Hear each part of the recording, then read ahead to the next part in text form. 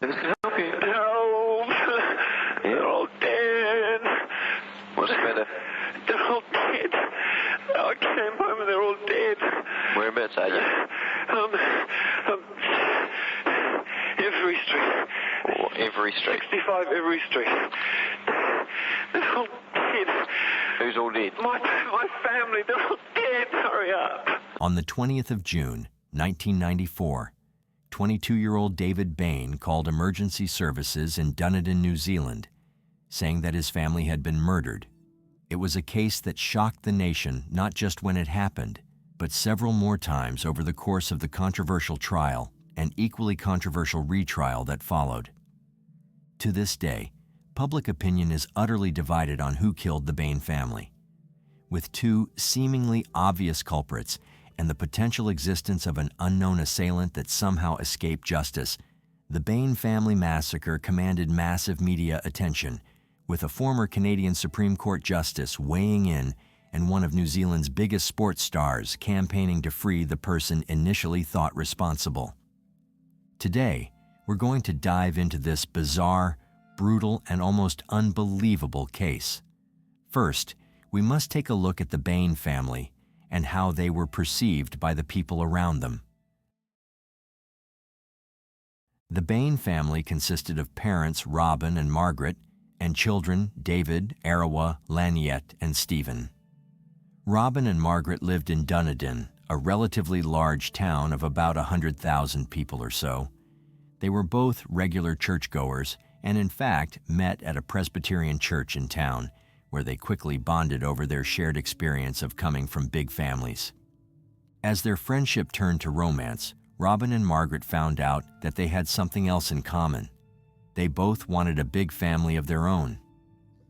After dating for some time, the couple got married in 1969, when Robin was 33 years old and Margaret was 25. 3 years later, their first child was born, a boy named David that they both loved to bits. In 1974, when David was 2 years old, Robin and Margaret's small family grew with the arrival of a baby girl who they named Arawa. Around the time she was born, the family also happened to move to Papua New Guinea, where they stayed in the small city of Gorica. It's unclear why they left New Zealand behind for a tiny town of just a few thousand people. Papua New Guinea was a year away from achieving independence from Australia at that time, and it had a largely agricultural economy, a far cry from the well-developed economy and high quality of life that Robin and Margaret might have been used to in New Zealand.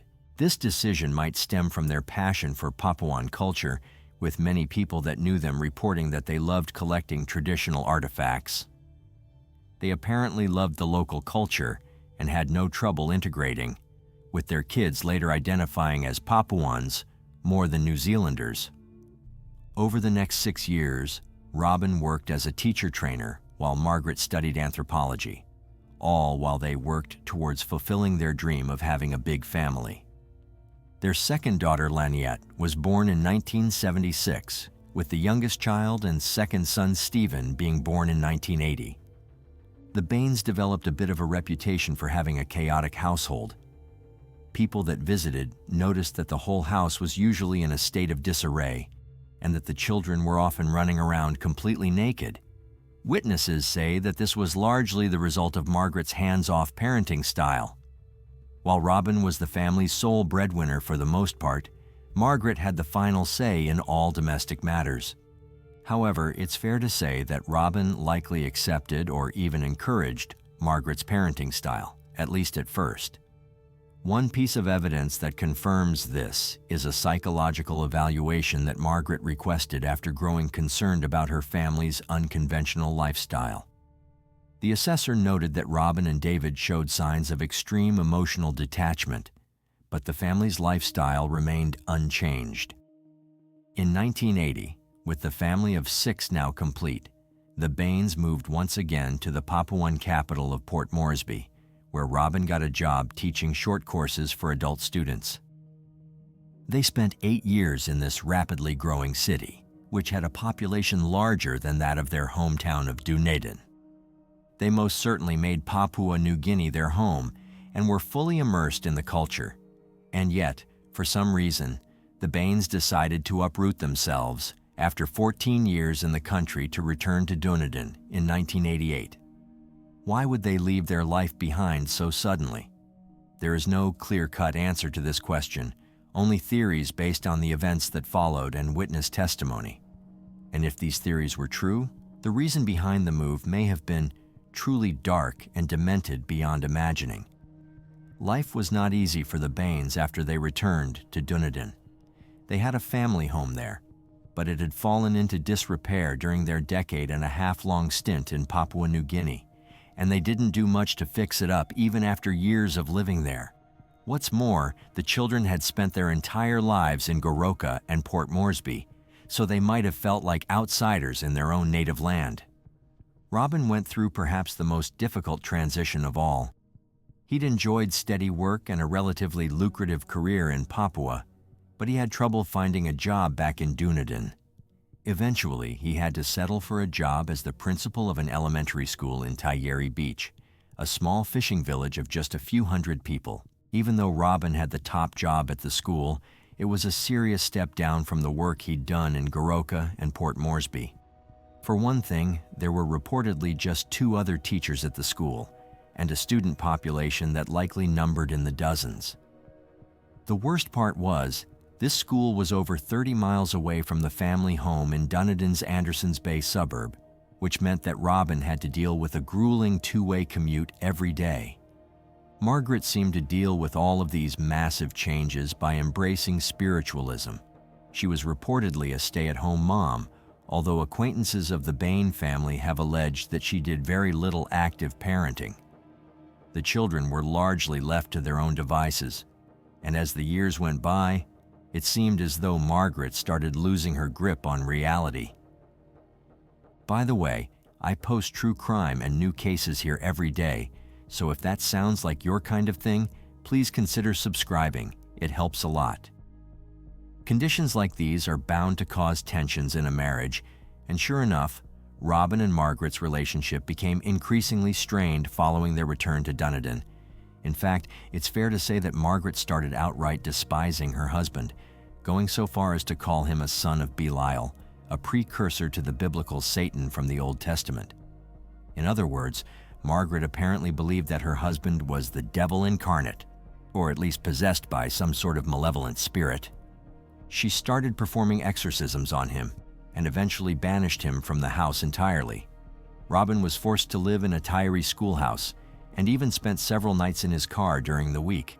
Though he'd get to come back home on weekends, Margaret refused to let Robin sleep in any of the bedrooms, insisting that he sleep in the caravan out back instead. Though these actions might sound unreasonable, the family was hiding a terrible secret, one that would only come to light decades after the brutal massacre of 1994. In the years leading up to the incident, Margaret showed numerous signs of suffering from an extreme mental health episode. She started talking about her past lives, stating that she'd been Winston Churchill in one of these previous incarnations and made plans to have the family home demolished and replaced with a spiritual retreat.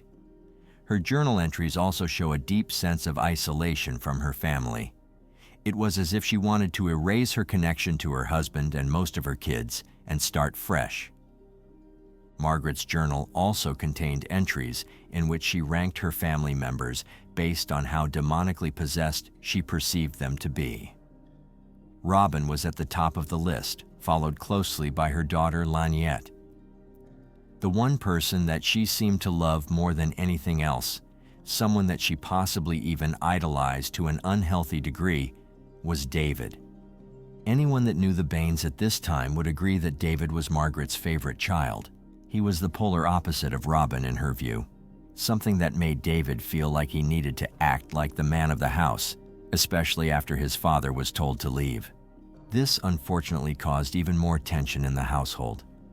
David's younger sister Arawa reportedly told her school friends that her brother could be extremely controlling, to the point where he'd track her movements and tried to insert himself into all of her plans. And then there was the tension between Margaret and Laniette.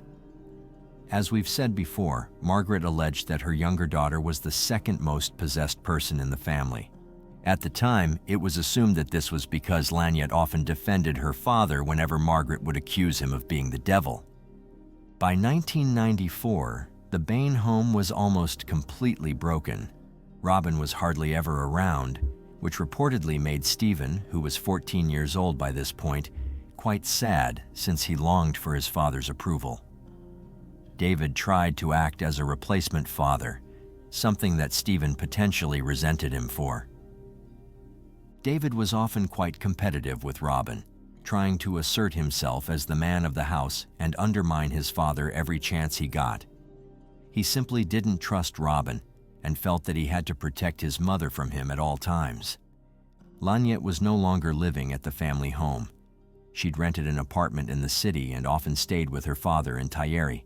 She reportedly supported herself through sex work, something that she may have been doing before she turned 18, although her friends later said that she'd been planning on quitting that life and getting a job at a cafe. One of the oddest things about the Bane family was that Robin continued to support them financially after getting kicked out. He didn't have a roof over his own head, and yet he deposited his entire salary into a joint account that Margaret used for expenses. She never got a job herself, something that likely would have caused frustration in most relationships. But Robin apparently accepted this seemingly unfair arrangement. Did he do it out of a sense of altruism? Was he simply too frightened of his domineering wife to fight back? Or was this tied to that twisted Bane family secret that barely anyone talked about? Whatever the reason was, on the 19th of June, 1994, the Bane family got together one last time before being nearly wiped out. In the days leading up to this family reunion, Robin's employer reported that he'd shown signs of extreme depression. Weeks' worth of mail sat unopened on his desk, and his classroom was dirty and unorganized. Whatever Robin was going through, it was impairing his ability to teach. As it turned out, it was also directly linked to the family meeting scheduled for the 19th. The Banes got together that evening, and for a brief moment, they experienced the kind of domestic bliss that few families ever find. Margaret prepared fish for dinner, while David and Lanyet went out to buy French fries to go with it. The brother and sister had hardly talked since Lanyet had left, and it's possible that they had a heart-to-heart during this trip. The family then had dinner together, after which David claims he went to sleep. He worked a paper route every day and woke up at 5:30 in the morning to get to work. At 6:42 a.m., he got back home and washed the ink from the newspapers off his hands and did a load of laundry. At 7:09, he called emergency services in absolute hysterics, stating that his entire family was dead. Officers arrived on the scene around 20 minutes later and entered the home to find a gruesome scene. Margaret and Lanyet were found in their respective bedrooms, possibly having been shot in the head while sleeping. Arawa was found in a kneeling position, suggesting that she may have been pleading with her attacker before she was shot. Stephen was found in his bedroom, which was a curtained-off section of Margaret's own room, and there were signs that he'd fought back against his attacker. Finally, Robin was found in the living room next to a .22 caliber rifle with a silencer attached. The family computer was on and contained a typed message stating, "Sorry, you were the only one who deserved to stay." This message likely referred to David, and based on an analysis of the crime scene, the initial assumption was that Robin had killed his entire family while David was out on his paper route before taking his own life. But that conclusion quickly fell apart in the days following the murders. Investigators soon started to suspect that David was the one behind the massacre. It didn't take long for police to start suspecting David. For one thing, he had tiny cuts and abrasions on his forehead, knees, and chest, along with reddened, inflamed knuckles. David couldn't explain how he'd received these injuries. Police also found bloody sock prints leading from Margaret's room to Lanyet's, and a lens from David's glasses next to Stephen's body. A matching pair of glasses with a missing lens were found in David's room. And then, there was the fact that the rifle actually belonged to David. It was registered under his name, and he claimed that he was the only one that knew the combination to the safe it was kept in. Perhaps the most damning question of all is what happened in the almost half hour between David coming home and him calling the police. Did he simply not notice that his entire family had been slaughtered? Or was there something more sinister at play? As for the supposed suicide note, a forensic analysis revealed that the computer had been turned on at around 6:44 a.m. This meant that there was time for someone other than Robin to write the note. The prosecution presented this to the jury, stating that David was the one who typed it out after murdering his family. There certainly was quite a bit of evidence against him. Much of it was circumstantial, but when put together, it created a compelling case, one that the jury seemed to agree with. 4 bloody fingerprints were found on the rifle, all of which belonged to David. There was also a green sweater in the load of laundry David did after coming home, one that had a massive blood stain on it and whose fibers were found under Stephen's nails. David initially claimed it was Arawa's, but then changed his statement to claim that it belonged to Robin. One of Margaret's friends also revealed that she'd confided in her in the days before the murder. Margaret was reportedly concerned that David had gotten too controlling, and he seemed to have strange, dark premonitions and violent hallucinations. Were these allegations part of Margaret's larger mental health episode, or was there some truth to them? We already know that Arawa had echoed the concerns about David's controlling tendencies. David Bane was arrested 4 days after his family's murder, and in May of 1995, he was convicted on 5 counts of homicide. He was sentenced to life in prison, with a chance for parole in 16 years. It seemed like an open and shut case, but it was one that divided the country. In the years following his conviction, more and more supporters flocked to David's support. It's time to finally uncover that dark secret the Bane family had kept hidden for years. While David's trial was going on, a man named Dean Cottle stepped forward claiming he had information relevant to the case. He was in some kind of a relationship with Laniette, the true nature of which is unclear. Some say he was Laniette's employer while she was a sex worker. Others say that he was a regular client of hers, and it's also possible that they were simply romantically involved. But whatever the case may be, Laniette's phone was registered under Dean's name, so there was clearly a close connection there. Dean and Laniette were apparently quite close enough that she'd revealed something absolutely horrific to him. Laniette had allegedly been sexually abused by her father from a young age. This was something she confessed to many of her friends, but the truly twisted and heartbreaking aspect of it is that she referred to it as an affair. Due to her father's grooming and the power he held over her, Laniette seemed to view the incestuous sexual abuse she was suffering as a relationship of some kind. Laniette had also reportedly gotten pregnant from her father's abuse when they were still living in Papua New Guinea. It is important to note that she was 12 years old when they returned to Dunedin, which means that the abuse had started potentially much earlier than that. It's also possible that the sudden move back to Dunedin was prompted by this pregnancy and the abortion that followed. This would explain why Margaret's mental health plummeted in Dunedin and why she referred to Robin as a devil. Her negative feelings toward Laniette, despite her being a victim of sexual abuse, may have been influenced by Laniette's defense of her father. She was still in her early teens when Margaret and Robin fell out, and since she hadn't yet realized that what her father was doing to her was sickening and reprehensible, she defended him much to her mother's dismay. But the thing is, Laniette had started to come to terms with the abuse just a few weeks before she was murdered. She'd started to see it for what it truly was. And as it turns out, many witnesses say that she was the one that called the family meeting to tell everyone about what her father had done. It was part of her new lease on life, coinciding with her desire to leave sex work behind and get a job at that cafe. Dean signed an affidavit concerning his allegations, but his testimony was dismissed as hearsay and not included in the trial. In the years that followed, a national rugby star turned lawyer named Joe Karam started campaigning on David's behalf, and on May 15, 2007, after spending 13 years in prison, David was released on parole pending a retrial. The new trial began in June of 2009, and cost over $2 million, making it the single most expensive case in New Zealand's history. Significant evidence that had been deemed inadmissible in the previous trial was brought to light, such as wounds on Robin's hands that indicated he'd hastily tried to reload a rifle. 3 months later, the jury deliberated for less than a day before acquitting Bane of all charges. In 2011, retired Canadian Supreme Court Justice Ian Binney was asked to review the case and weigh in on whether or not David deserved compensation. He stated that Dunedin police had made significant errors on the day of the incident and that David was entitled to compensation due to the extraordinary circumstances. To this day, the truth behind the massacre remains unclear. Robin and Lanyet are long dead, and so the claims of abuse can neither be confirmed nor denied.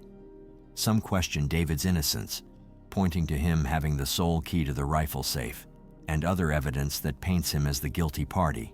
Others say that the family's behavior suggests that Lanyet truly was being abused. Either way, Lanyet wasn't able to live the life she wanted, nor were Arawa and Stephen, and Margaret took her grievances to the grave. So what do you think of this case? Was David Bane a cold-blooded killer who framed his father? Or was Robin Bane a disturbed man who spared his son for reasons we may never truly understand? In April 2011, a horrifying tragedy unfolded in Nantes, France. The wife and children of nobleman Xavier Dupont de Ligonnès were found dead and buried underneath the family's back porch. The French press named the case La Maison de l'Épouvante, or the House of Terror. What's worse, Xavier Dupont de Ligonnès had completely disappeared, and this made him the prime suspect in the murder of his own family. Our love and respect goes out to all those who knew and loved the victims, and all those affected by this case. Xavier, his wife Agnes, and their 4 children were seen as a picture-perfect family by those who knew them. Xavier Dupont de Ligonnès, the father, was a descendant of old French aristocracy. His father, Bernard Hubert Dupont de Ligonnès, was a count, and Xavier was very proud of his noble heritage. He even once said, "I think I've got a superiority complex. You could call it that. I belong to a group of people who are intelligent, determined, balanced, and in good moral and physical health. Such people are rare compared to the masses." Born in Versailles, he was raised in a strict, upper-class Catholic society that was well-to-do but also conservative. Around the age of 10, his father grew tired of the society of Versailles and left the city, leaving Xavier in the care of his grandmother. But despite looking like a traditional aristocrat, Xavier craved adventure deeply. When he was 20 years old, Xavier met Agnes Hodanger, another young member of the Versailles bourgeoisie. Although they claimed to be in love, Xavier wasn't ready to settle down and eventually left the town. Upon his return, he found that Agnes had become pregnant by another man. Despite the social norms, he married her anyway and adopted the boy as his own.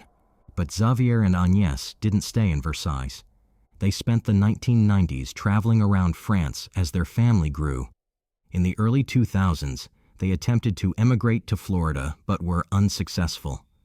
Although the process lost the family a lot of money, they eventually settled down to what appeared to be a happy, quiet life in Nantes.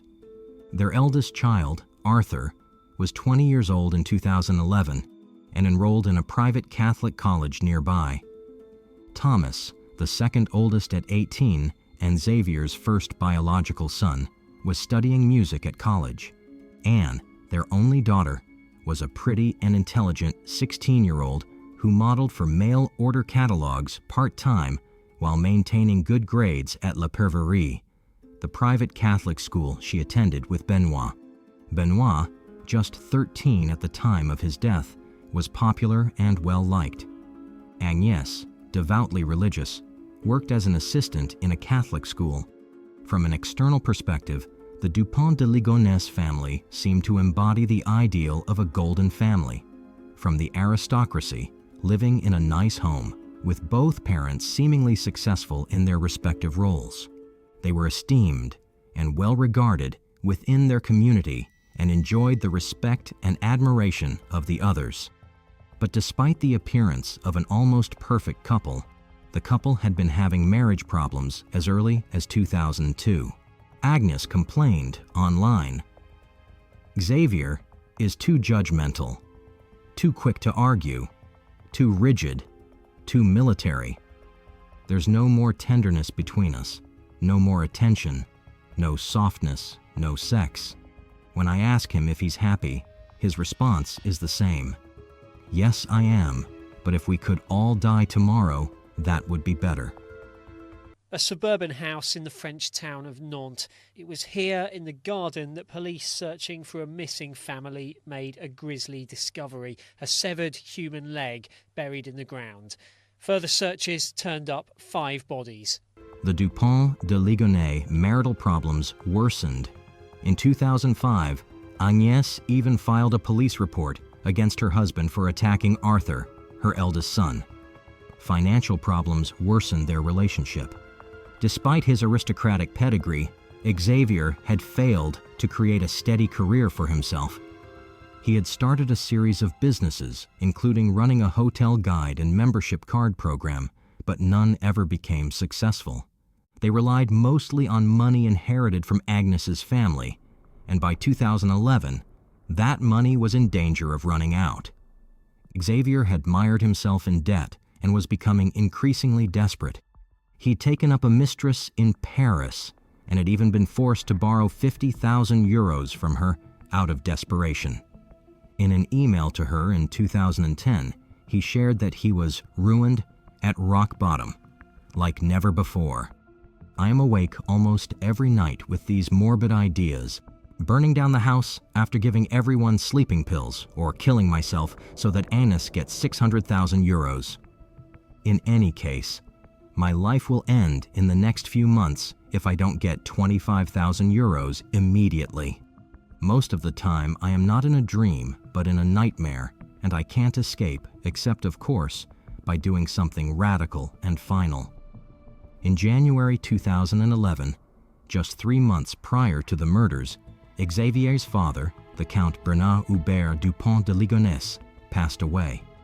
After his death, Xavier went through his father's belongings, looking for things of value. But his father had also had financial problems and had been living near poverty before he died. The following month, Xavier got his gun license and started frequenting a shooting range just outside Nantes, sometimes bringing his sons along. In the weeks leading up to the Dupont de Ligonnès murders, Xavier also bought cement, chalk lime, bullets, cleaning supplies, garbage bags, a spade, and a trolley. Witnesses mentioned seeing Xavier loading things into his car. In the week before, he completely disappeared.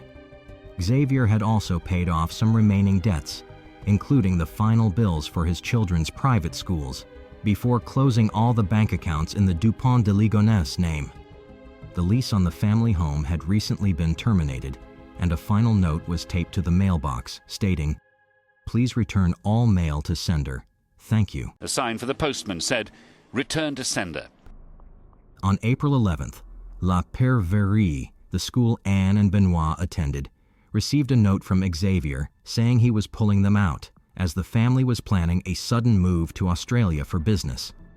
About 10 days ago, I got a letter from the father saying he was going to work in Australia, and so the children wouldn't be coming to school anymore. The school where Agnès worked received a similar message. The messages said Agnès wanted to quit her position immediately due to her husband's job transfer. However, her boss was unable to reach her when she reached out to follow up on her quick departure. The first sign of anything suspicious came on April 1st, when Arthur Dupont de Ligonnès, the eldest child, did not show up to the restaurant where he worked to pick up his paycheck.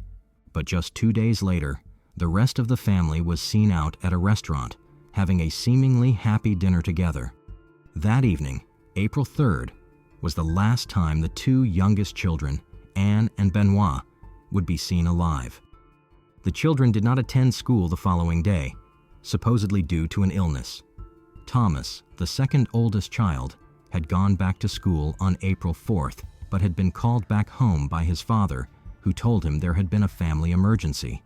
That night, Xavier traveled down to Angers to have dinner with his son Thomas at a high-end restaurant called La Croix Cadeau. The waiters recalled that Thomas seemed to be feeling unwell for much of the meal, and that father and son barely talked to each other for the entire night. The following days were filled with odd messages from Thomas, mentioning illness and problems with his phone charger. Concerns grew when he missed important commitments, like a music rehearsal. The family dogs barked for 2 days straight before they fell silent. On April 6th, Arthur's girlfriend, worried by his silence, visited their home in Nantes. Although there were lights inside and the dogs didn't bark like they usually do, no one answered her knocks. The next day, on April 7th, witnesses observed Xavier loading several large bags into his car. That same day, neighbors claimed to have seen Agnes, though the timing remains to be inconsistent with the evidence. By April 8th, Xavier's actions took a strange turn. He used the family's IP address to send messages, a post on a Catholic board, and emails to relatives to assure them he was fine. Then, on April 11th, Anne and Benoit's school received a letter announcing their departure to Australia, citing urgent career changes for the family. The letter dated April 11th, which has fueled numerous theories surrounding the case of Xavier and Agnès Dupont de Ligonnès, is central to the mystery. In this strange, rambling 4-page letter, Xavier claimed that the family had been relocated to the United States under the Federal Witness Protection Program due to his covert work for the DEA. He told their family not to contact them for several years and urged them to tell the story that they had moved to Australia because work. However, the letter was unsigned and had grammatical errors, which was uncharacteristic of him. On April 11th, Xavier began his journey, starting with a night at the Hôtel Première Classe near Toulouse, far away from Nantes. The next evening, he moved further southeast to the Provence-Alpes-Côte d'Azur region, where he checked into the Auberge de Cassagne under the alias Mr. Laurent Xavier, paying €214 with his credit card. Meanwhile, back in Nantes, concerns were mounting over the Dupont de Ligonnès family. Neighbors noticed the house had been quiet and closed up for about a week, with Annis's car unmoved. They then decided to call the police for a wellness check. Finding the house locked and unresponsive, the police had to call a locksmith to gain entry. Inside, apart from some bed sheets removed and closet doors open, everything seemed to be normal, leading police to initially believe the family had left voluntarily. La police revient dans cette maison pour faire des investigations plus approfondies. La police trouve des photos dans des cadres qui n'y sont plus, comme quelqu'un qui s'en va et qui emmène les photos auxquelles il tient, auxquelles la famille tient. Il n'y a toujours absolument rien de suspect dans cette maison. That evening, Xavier stayed at a hotel in La Seine-sur-Mer on the French Riviera, a place where he had a history from the 1980s. Despite reaching out to a former girlfriend that night, they did not meet in person. On April 14th, Xavier withdrew €30 from an ATM and spent the night at the Hotel Formula 1 in Roquebrune-sur-Argens, located on the southeastern coast of France near Cannes and Nice. This location would be the furthest point he had been from Nantes within France. Surveillance cameras captured him that night, marking the last confirmed sighting. The following day, April 15th, Xavier checked out of the hotel and vanished without a trace. He left his car behind at the hotel to walk or perhaps use public transportation, and since then, there have been no further sightings or clues to his whereabouts. On April 15th, after Xavier's disappearance and the unusual letter sent to family members, police conducted another search of the house. This time, they realized that the photos were removed from picture frames, which possibly suggested that whoever left did not plan to return.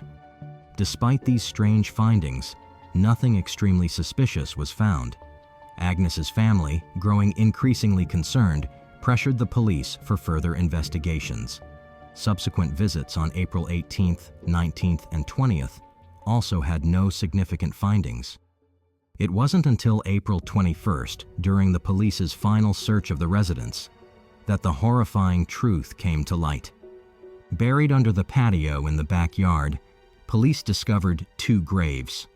The bodies, wrapped in blankets and duvet covers, were found inside plastic bags alongside small religious items, suggesting a religious burial attempt. Rapid testing confirmed the identities of the bodies: Agnes, Arthur, Thomas, Anne, and Benoit Dupont de Ligonnès, along with the family's 2 Labrador dogs.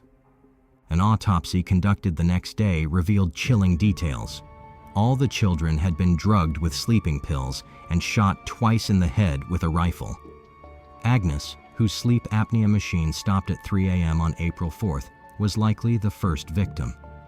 Her body, along with those of Arthur, Anne, and Benoit, was discovered in one grave, while Thomas was found in a separate one, which indicated he may have been killed on a different day.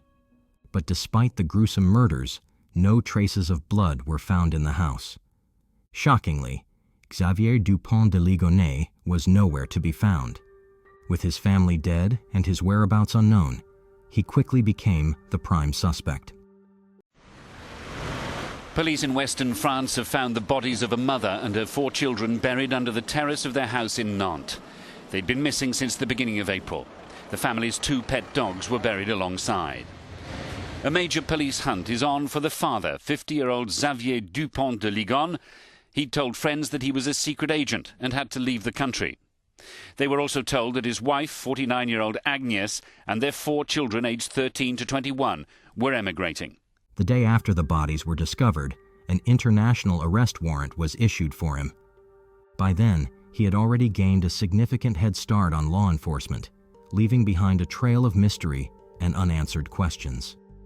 Despite thorough efforts over 2 months, including combing through mountainous terrains and caves with mountain guides, no significant leads were uncovered besides Xavier's abandoned car and surveillance footage.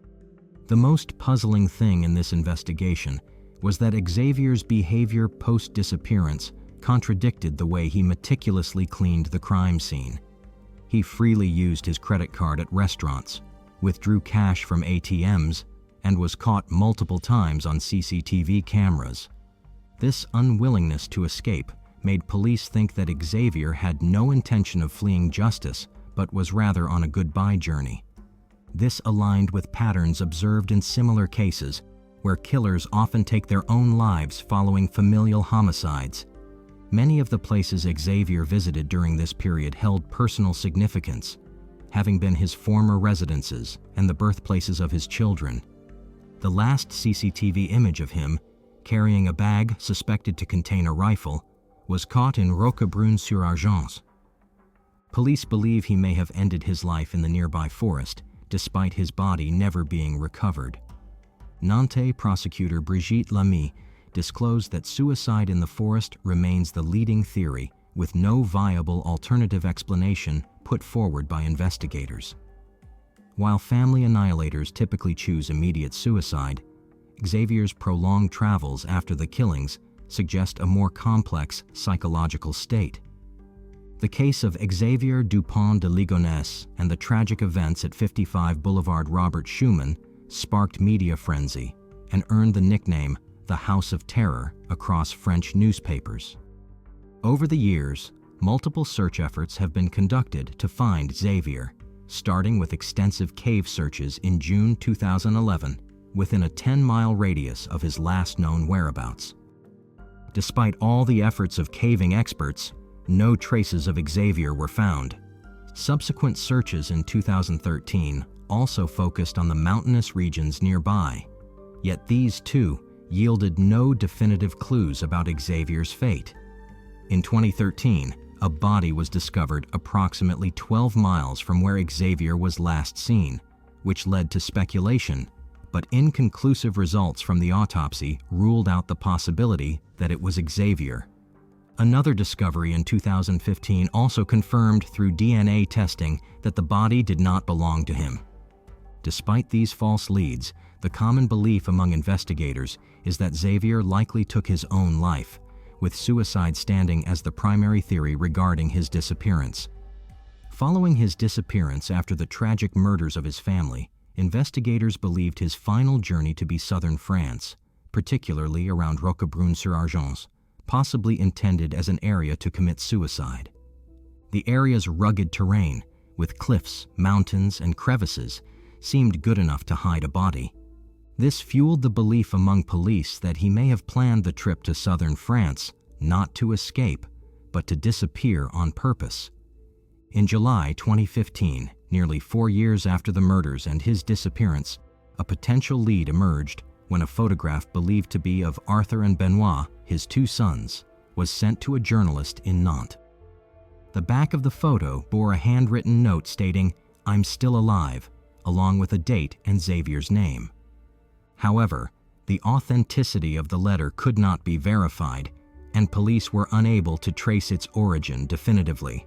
Then, in 2018, police received a tip that he was hiding in a monastery in Roquebrune-sur-Argens, possibly disguised as a monk. This tip sparked a police raid on the monastery, but their search did not uncover Xavier. It turned out to be a case of mistaken identity.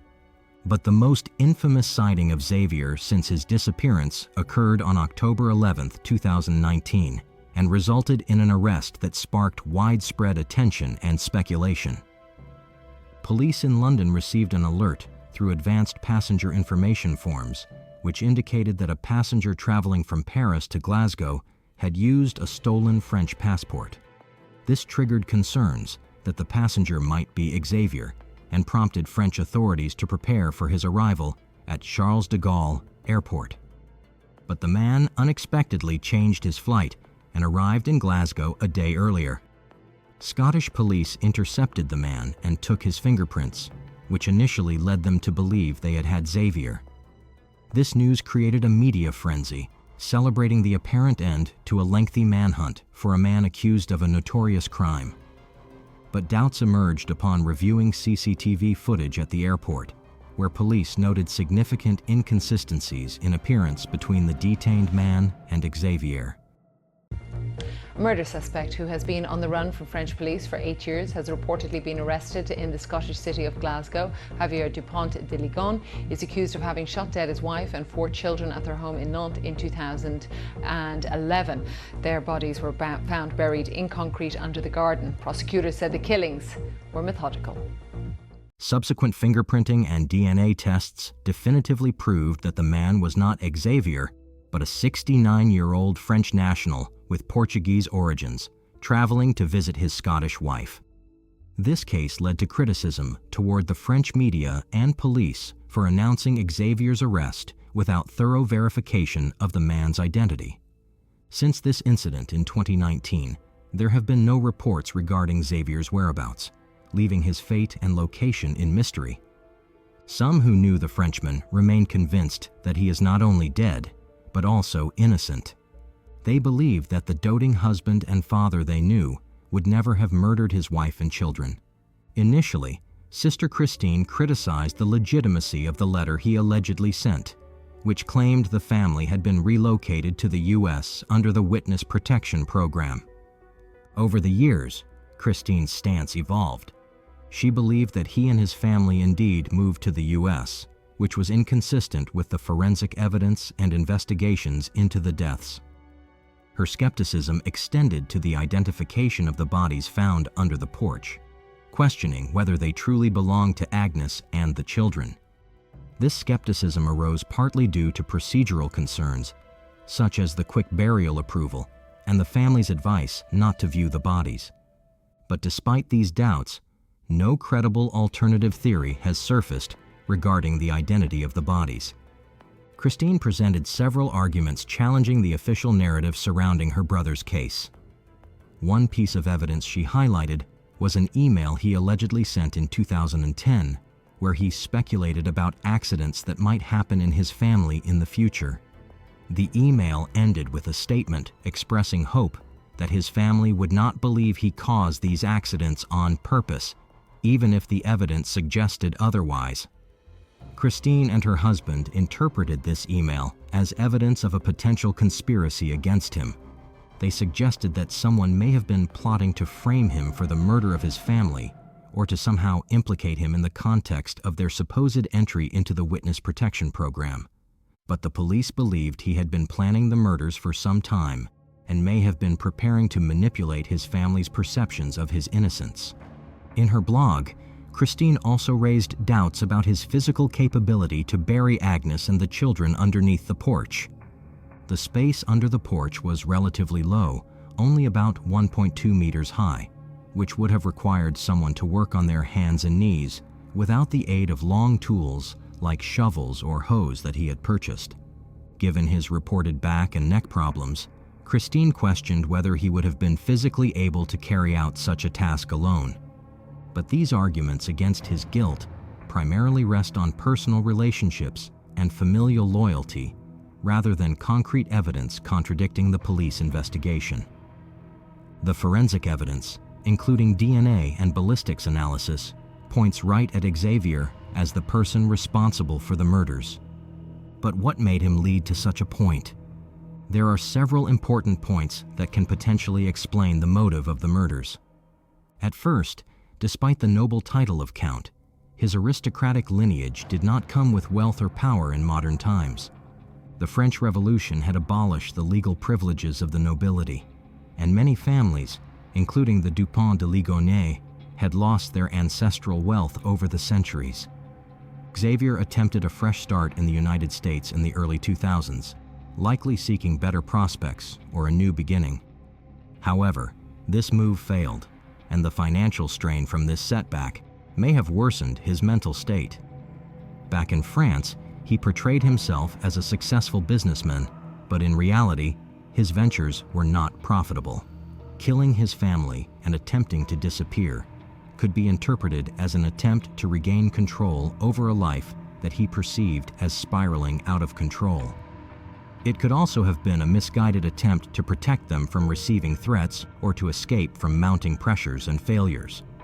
By the end of the 2000s, it was becoming more and more clear that the money was drying up, and that eventually he would have to leave behind aspects of his aristocratic life, such as the nice house. However, according to friends and family, what was more important to him was, in effect, his pride. He didn't want to be revealed as a fraud, as someone unsuccessful, especially to his children. The death of Xavier's father, Hubert, in January 2011, just 3 months before the murders of his wife and children, was an important event in his life that some have believed may have influenced his actions. Hubert's passing left him searching through his father's belongings, reportedly looking for money or valuables that might have been stashed away, but he found none. Instead, he came across a rifle, which he later used to kill his family. The fate of Xavier Dupont de Ligonnès remains one of the biggest unsolved mysteries in recent French criminal history. Despite extensive investigations and numerous reported sightings over the years, Xavier managed to evade capture, and his whereabouts remain unknown. At first, the police believed that he committed suicide, likely in the forests near Roquebrune-sur-Argent, where he was last seen. But the proximity of Roquebrune-sur-Argent to the sea and its well-connected transportation links raised the possibility that he could have left France undetected. He could speak French, English, and Spanish, which would have enabled him to potentially blend into some countries abroad. There are many theories as to where Dupont de Ligonnès might be hiding.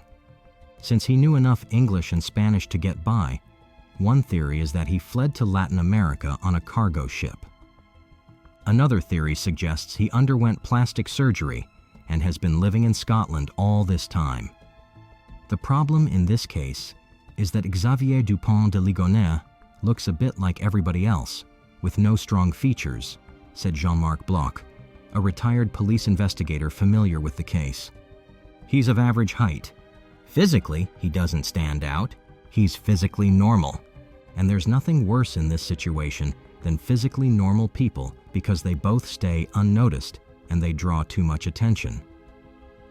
Up until this day, Xavier Dupont de Ligonnès has never been formally charged with the murders. And so, the case of the Dupont de Ligonnès murders remains technically unresolved. But since the launch of the Unsolved Mysteries series, the police have received 20 new credible tips from viewers about the cases featured on the show. One of the most recent tips received after the launch of the series was from an eyewitness who claimed to have seen Dupont de Ligonnès in America, on Lakeshore Drive in Chicago. The witness even sent in a photo they took of the alleged suspect. A producer on the show admitted that the person in the photo looked quite a bit like the Frenchman. Whether this sighting gives way to a new lead or not, perhaps one day a tip will lead authorities straight to Xavier Dupont de Ligonnès.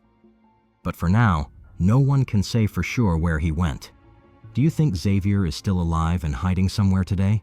Share your thoughts in the comments below. On May 14, 1973, a chilling nightmare unfolded at the Alday family farm in Seminole County, Georgia.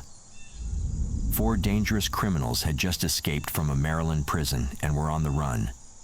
Hungry, desperate, and ruthless, they found the Alday trailer and broke in, thinking it was empty. But their plan took a dark turn. Ned Alday and his son Jerry returned home unexpectedly, walking straight into the ambush. Held at gunpoint, they were forced into the trailer and executed without mercy. One by one, more family members unknowingly stepped into the trap. Jimmy Alday, arriving next, was shot. Then came Aubrey Alday, Ned's brother, and Sugi Alday, another son. Each met the same chilling end. The most horrifying moment came when Mary Alday, Jerry's wife, was captured, dragged miles away, and subjected to unimaginable horrors before being murdered. Her body was found days later, left on a mound of fire ants. In a matter of hours, 6 lives were taken in a massacre so horrifying and so deadly that it still holds the grim title of the most gruesome mass murder in Georgia's history. These brutal killings left a deep scar, and the debate about whether true justice was served continues to this day. To really understand how everything unfolded, let's first take a look at the criminals involved, starting with Carl Isaacs, the mastermind behind it all. At just 19 years old, Carl wasn't exactly a newcomer to crime. In fact, by the time this massacre took place, he had already built a reputation as a habitual thief. He wasn't just a petty criminal either. Carl had a way with words and could charm his way into getting what he wanted, often manipulating people to get ahead. His criminal journey began early, with stealing cars and breaking into homes as a teenager. By 16, he was already deep into his criminal ways, landing himself in trouble with the law multiple times. But nothing really stuck until March 27, 1973, when he was finally sentenced and sent to Maryland State Penitentiary. However, soon after he arrived, chaos erupted.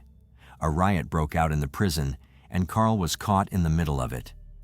For over 8 hours, he was brutally attacked by other inmates, leaving him badly beaten.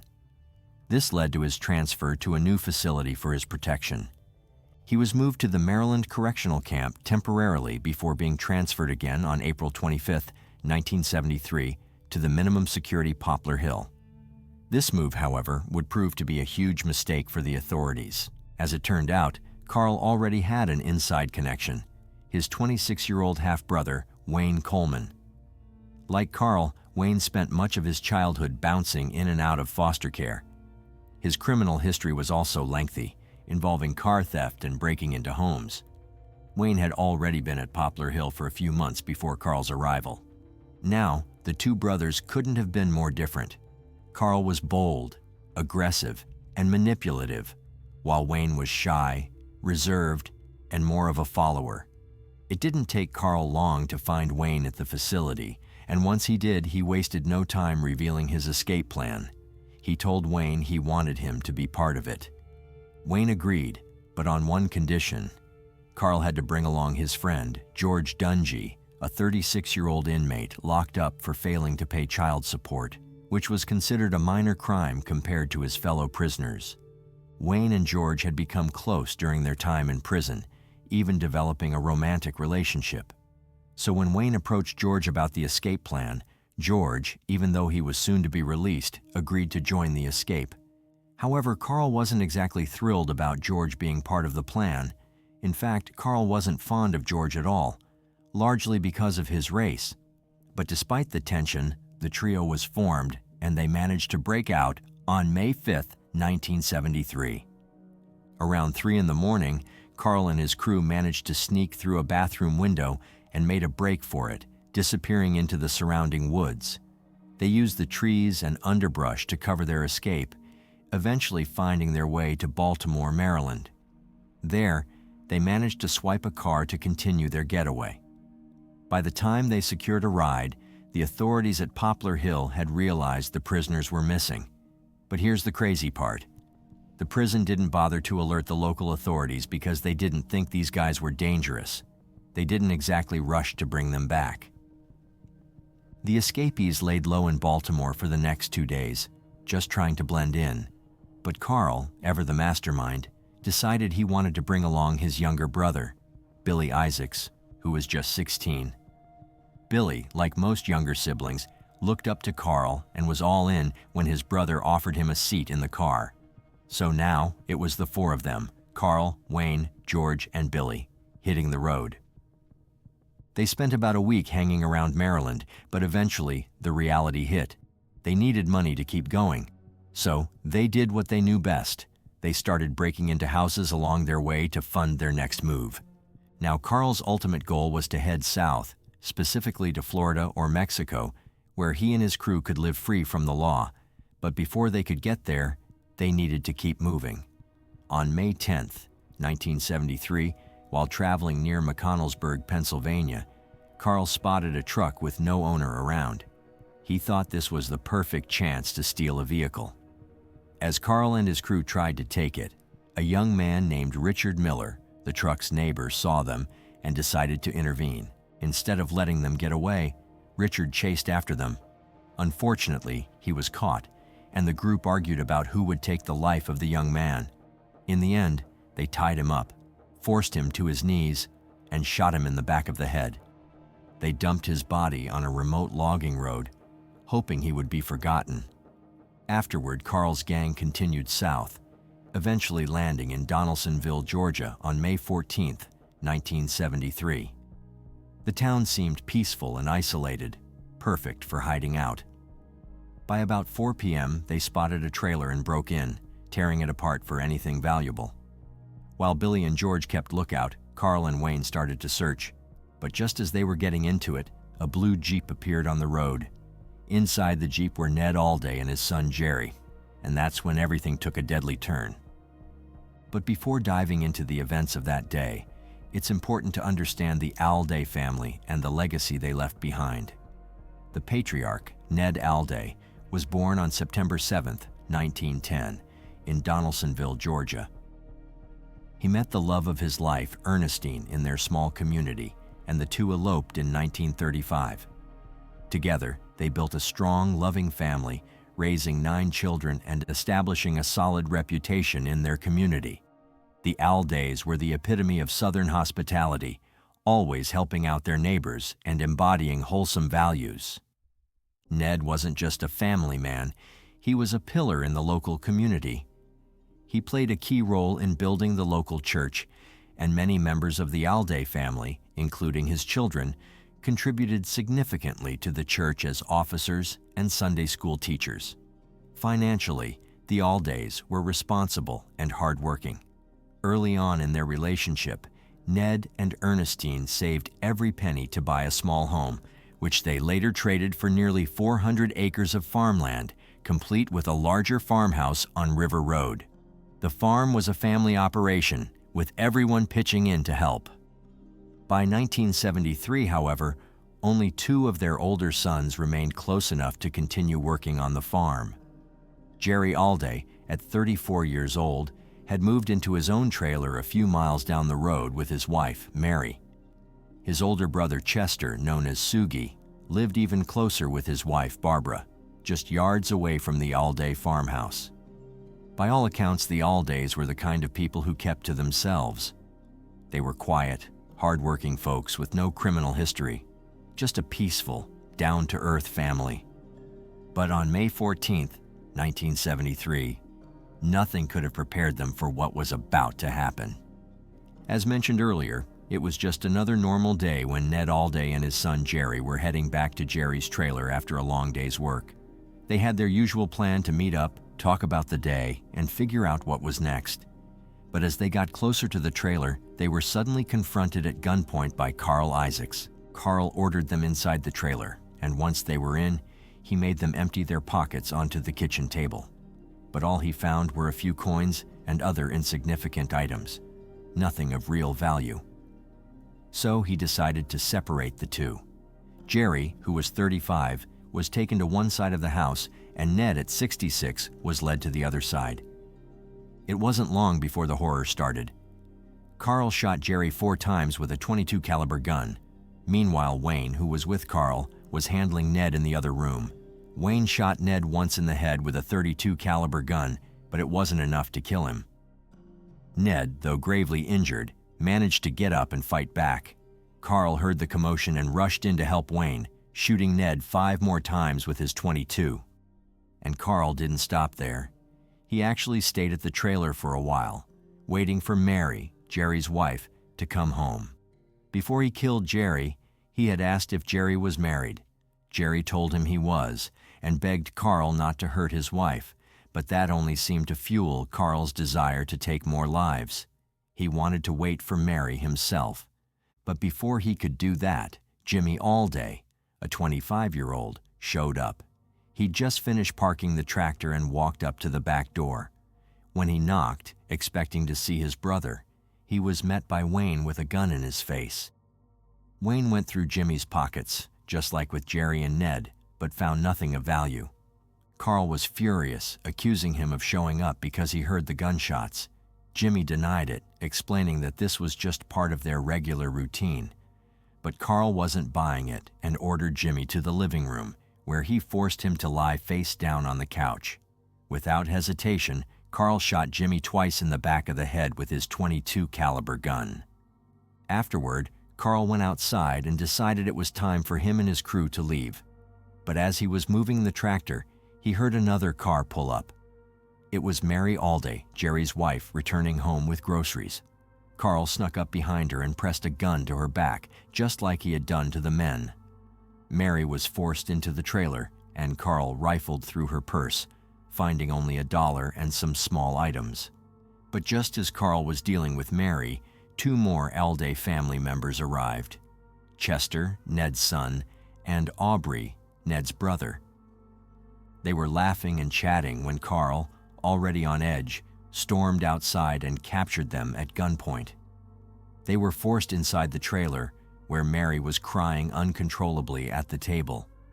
Carl and Aubrey took a moment to observe her distress before forcing Chester to sit on the floor. Then Carl and Wayne took action. Wayne pushed Chester into the bedroom where Ned's lifeless body lay, and without hesitation, he shot Chester once with his gun. Carl, not done yet, turned his attention to Aubrey, who was 57. He led him into the same bedroom and shot him once. In a tragic final moment, when the bodies were found, it was clear that Aubrey's fingers were folded over Jerry's, his nephew.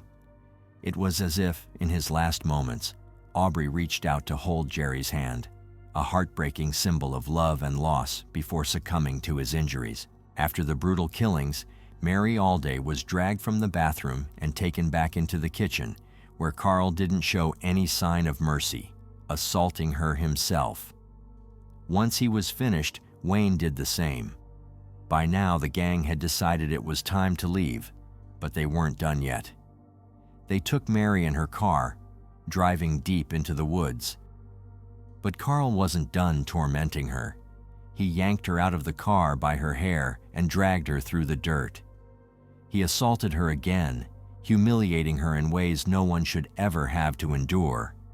Then, in a chilling and twisted display, they took degrading photographs of her.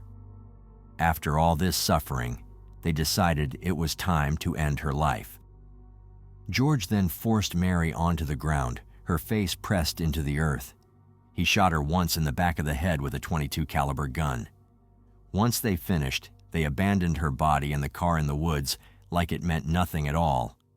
That's when Carl, Wayne, Billy, and George sped off. But the news of the murders spread fast, shaking the small community to its core. Donaldsonville was a quiet town where something like this was unheard of, and no one could wrap their heads around the senseless violence.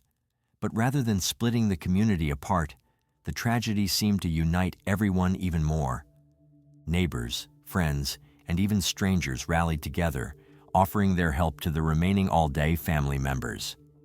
With the farm at risk and everything in turmoil, they stepped in, making sure the farm's operations continued. Then, just a few days later, the town came to a standstill. 3 days after the murders, Donaldsonville officially stopped everything for the day to mourn the Alday family. The mayor declared a day of mourning, and the streets were empty, as if the entire town had hit pause. On May 17, 1973, the funeral processions began, and nearly every single person from the town, and many from surrounding areas, gathered outside the Spring Creek Baptist Church. The church was way too small to hold 6 coffins and the huge crowd that showed up to mourn, so they ended up holding the funeral right outside on the church grounds. The Alday family was remembered for more than just their hard work and dedication to the community. They were the kind of neighbors everyone wanted, kind, helpful, and always there when needed. But while the town was grieving, the fugitives had already made their way to West Virginia, trying to put as much distance between them and the crime they'd committed. That's when fate finally caught up to them. They were found after being forced to flee on foot when they ran into a roadblock. This time, there was no escape. George was the first to crack. He confessed everything, spilling the details of the horrific jailbreak and how it led to the massacre of the Alday family. For 2 long hours, he recounted everything, expressing deep regret, especially for what he had done to Mary. He admitted that the weight of his actions had kept him up at night, and he couldn't live with himself anymore. With George's confession in hand, investigators wasted no time turning their attention to the others, starting with Billy. At first, it seemed like Billy wasn't as involved in the killings. He didn't allegedly shoot anyone, according to George. But ballistics told a different story. The Alday family had been killed with 4 different weapons, and one of those weapons was in Billy's possession. Billy's version of events was almost identical to George's. He said Carl had taken his gun when they were shooting Jerry because Billy had run out of bullets. Since the story seemed believable, and Billy was too young for the death penalty, investigators decided to flip him. In exchange for his testimony against the other 3, Billy was given to 40-year sentences for theft charges, and he was more than willing to take the deal. Then came Wayne, who was a whole different story. He had no remorse whatsoever. In fact, he sounded proud when he talked about what he had done. He even smiled as he described the killings, bragging about how he took the lives of the Aldays. Wayne wasn't backing down from his actions and made it clear he had no regrets. And then there was Carl. When investigators tried to get him to talk, he refused to say a word. Instead of confessing, he gave them the oddest response. It was a pretty May day. That was it. No remorse, no explanation, just an eerie nonchalance in the face of his crimes. But the evidence against Carl and his crew was undeniable. Their fingerprints matched those found at the crime scene, and the bullets they had in their possession were the same as those used to kill the Alday family. Additionally, they were found with several personal items from the Alday family, including jewelry, further linking them to the horrific massacre. The escapees were returned to Georgia on May 24, 1973, and arraigned at the courthouse in Donaldsonville. George, Carl, and Wayne faced 6 counts of murder and multiple felony charges, including assault, kidnapping, armed robbery, and grand theft. While the trio sat in separate jails miles apart, the community was furious. They demanded justice and even threatened to take matters into their own hands. But with the trials on the horizon, the town didn't need to resort to street justice. As if things weren't complicated enough, Information about the missing teenager, Richard Miller from Pennsylvania, began to surface. An eyewitness came forward, claiming that Richard had been chasing a group of men matching the fugitive's descriptions. Law enforcement believed that, if Carl and his crew were involved, Richard was likely dead. After some pressure, the men confessed to killing him, with Wayne Coleman volunteering to lead police to his body. However, things didn't go as planned. After being flown to Maryland, Wayne took police on a wild goose chase around the borders of Pennsylvania and Maryland, only to admit that he had no idea where Richard's body was. But then, in an unexpected twist, Carl offered his help. He was transported out of state, but this time he proved to be more cooperative. Carl led investigators to a small town in Maryland called Flintstone, where he gave precise directions to Richard Miller's remains. Carl's trial began on December 31, 1973. Several witnesses were called to the stand, including members of the Alday family who identified personal items that had belonged to their loved ones, found in Carl's possession. The sheriff and responding officers also testified. However, the most shocking witness was Billy, Carl's 16-year-old brother. Billy took the stand on January 4th, recounting the tragic final moments of the Alday family. His testimony lasted for 2 hours, and it left a lasting impact.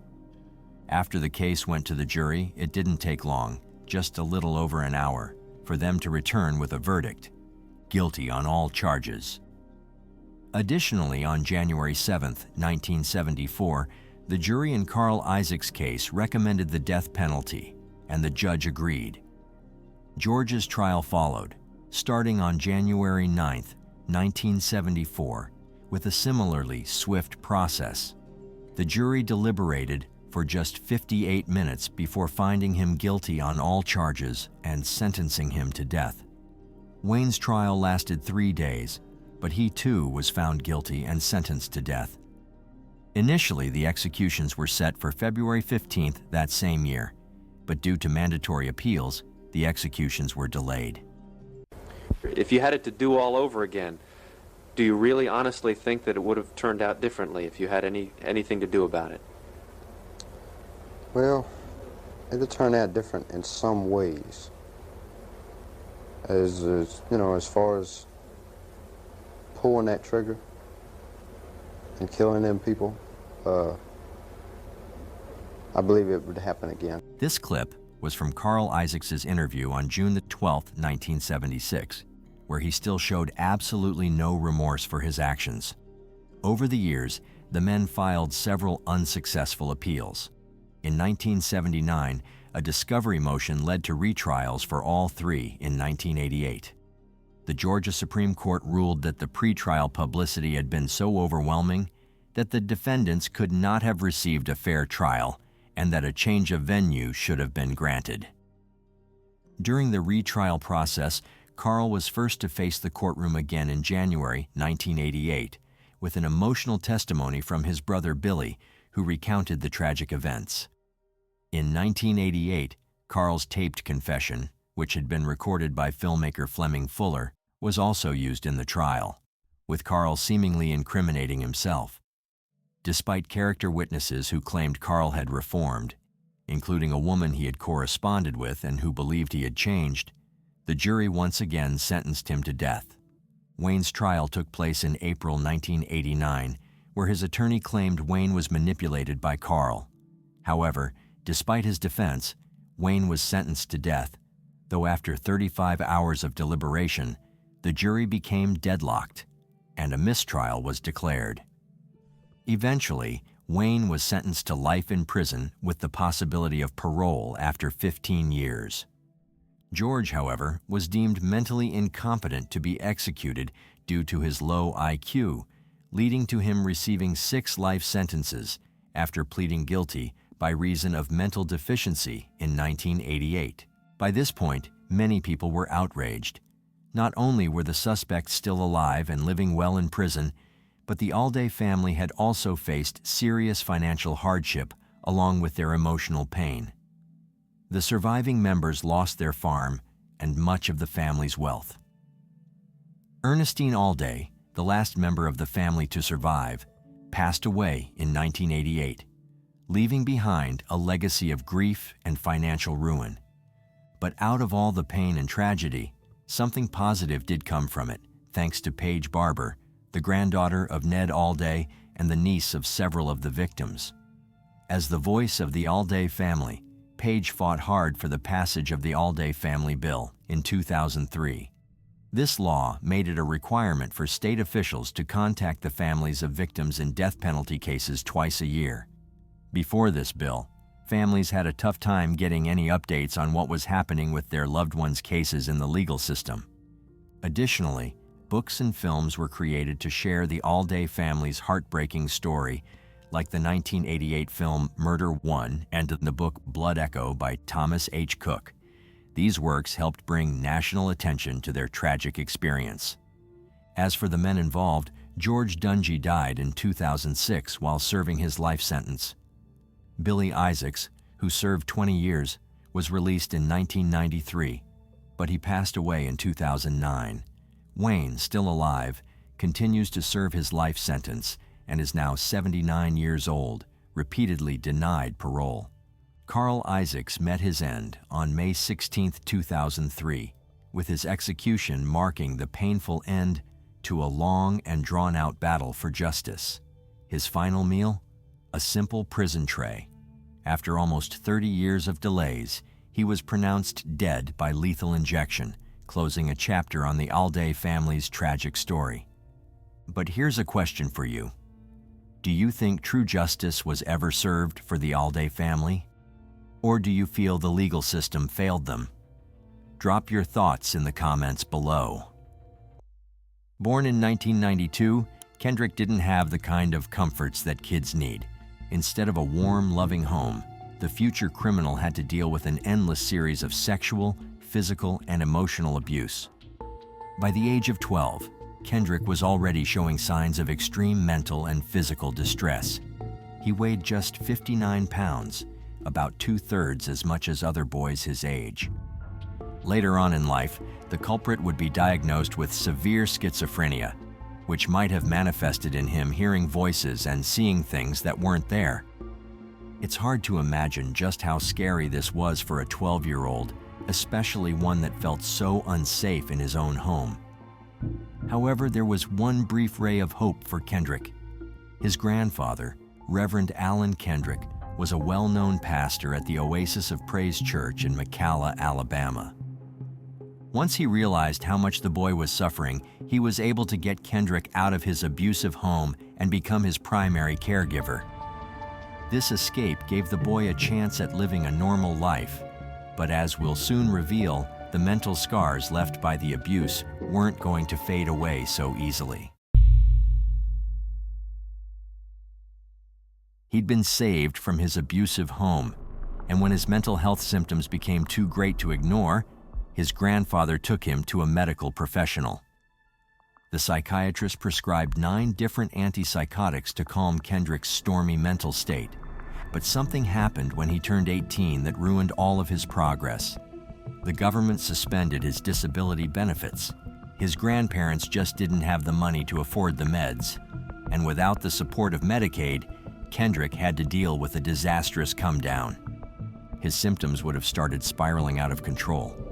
His delusions would have become impossible to differentiate from reality. The story of Brandon Allen Kendrick isn't just about one man's violent psychosis. It's also the story of how every single institution failed him and pushed him further along the path to homicide. But for the time being, Kendrick still had a new environment, one that made it seem like a normal life was just around the corner.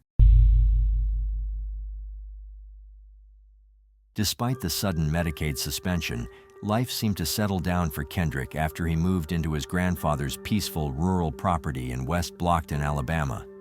There was plenty of room for him to run around and act like a kid again, and he had guardians that actually cared about his well-being for a change. On his 13th birthday, Kendrick was even able to go to a restaurant for the very first time. Years went by, and the growing teenage boy finally started getting interested in dating girls, although there is some evidence that things didn't go as well as he'd hoped.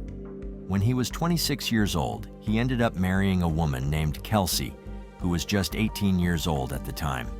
Though an age gap of 8 years isn't completely out of the ordinary, it's strange that a grown man decided to wed a teenager fresh out of high school. Was Kendrick simply unable to relate to people his own age? Had his childhood trauma somehow stunted his emotional development? We may never know, but the fact that he married someone who had only recently become a legal adult points to something unsettling in his psyche. What's even stranger is that Kendrick and Kels had their first child, Caleb, when she was 18. This seems to suggest that their relationship began when she was even younger.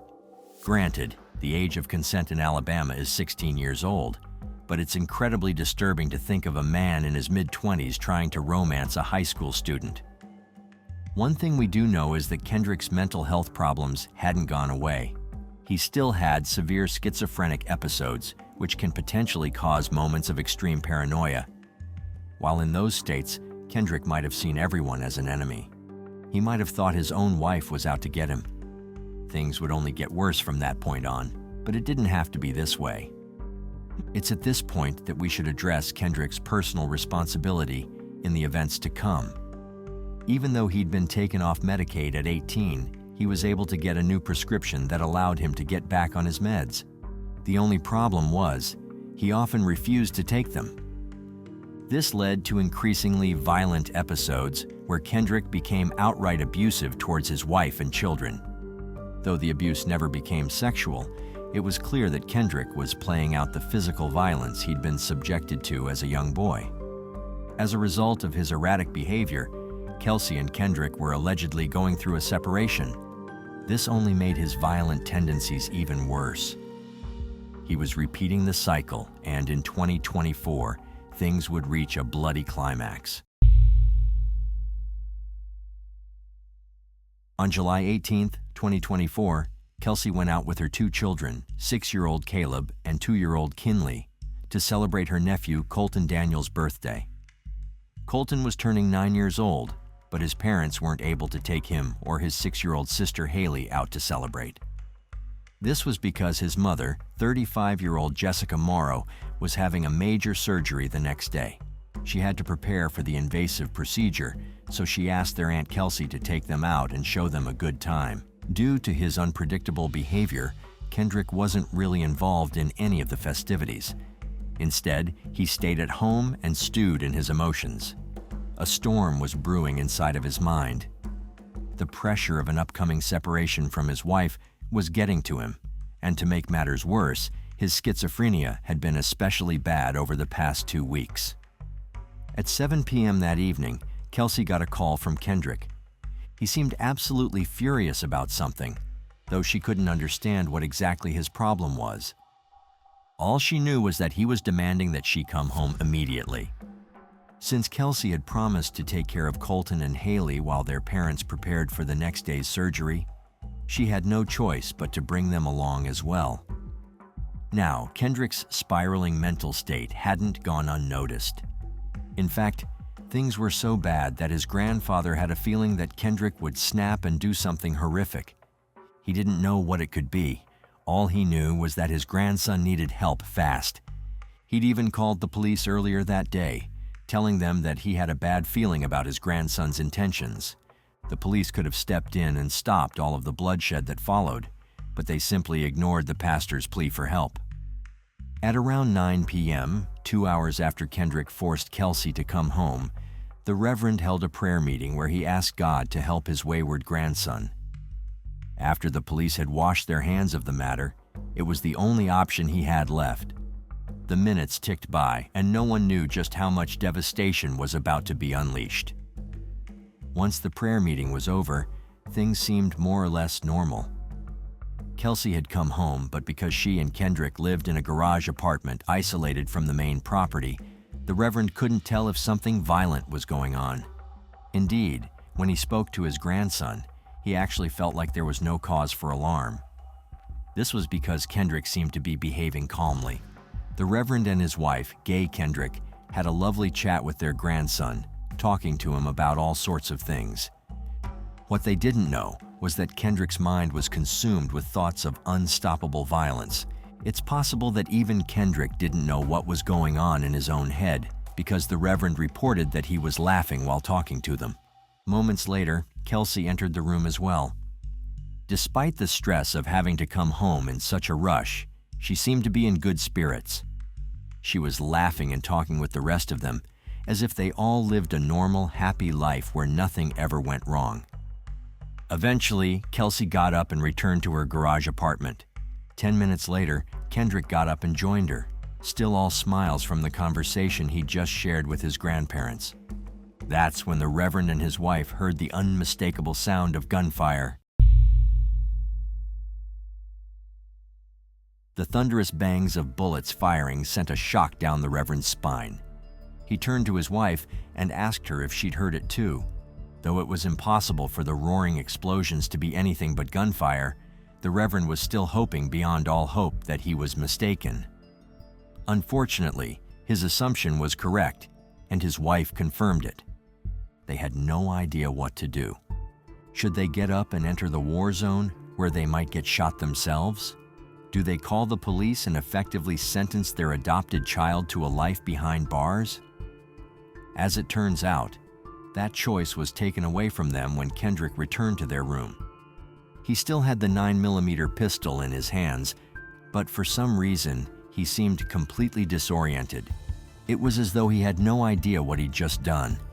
Seeing him coming in, the grandparents showed incredible bravery. Gay was the first to act, grabbing the gun while Kendrick was still holding on to it. This led to a shot going off, but by some miracle, it completely missed Gay. Once his wife had wrested the gun out of Kendrick's hands, the pastor launched himself at his grandson. Kendrick came tumbling to the ground with his grandfather on top of him, and he seemed to think that he was the one being wronged. No, where am I at? Where's Kelsey? Poppy, why are you angry? What did I do wrong? Said Kendrick, referring to his grandfather with the same term of endearment he'd used as a child. When the Reverend told him what happened, Kendrick replied with a dull, emotionless, "Oh." Did Kendrick really not know what he'd just done in that moment? His grandparents still weren't certain, at least not until they ventured into the garage apartment to see for themselves. What they saw there would haunt them for the rest of their lives. 5 bodies lay strewn across the floor. One of them belonged to Kelsey, the girl that became a mother at an age when most girls want to go to college, the girl that had only recently been trying to escape her abuser. As for the other bodies, they clearly belonged to the 4 children that had been there at the time. Colton was slayed on his 9th birthday, as was his 6-year-old cousin Caleb. Kendrick had shot his firstborn son right in the head and left him there to die. He did the same with his infant daughter Kinley, who was all of 2 years old at the time. She had likely just been learning how to walk and talk.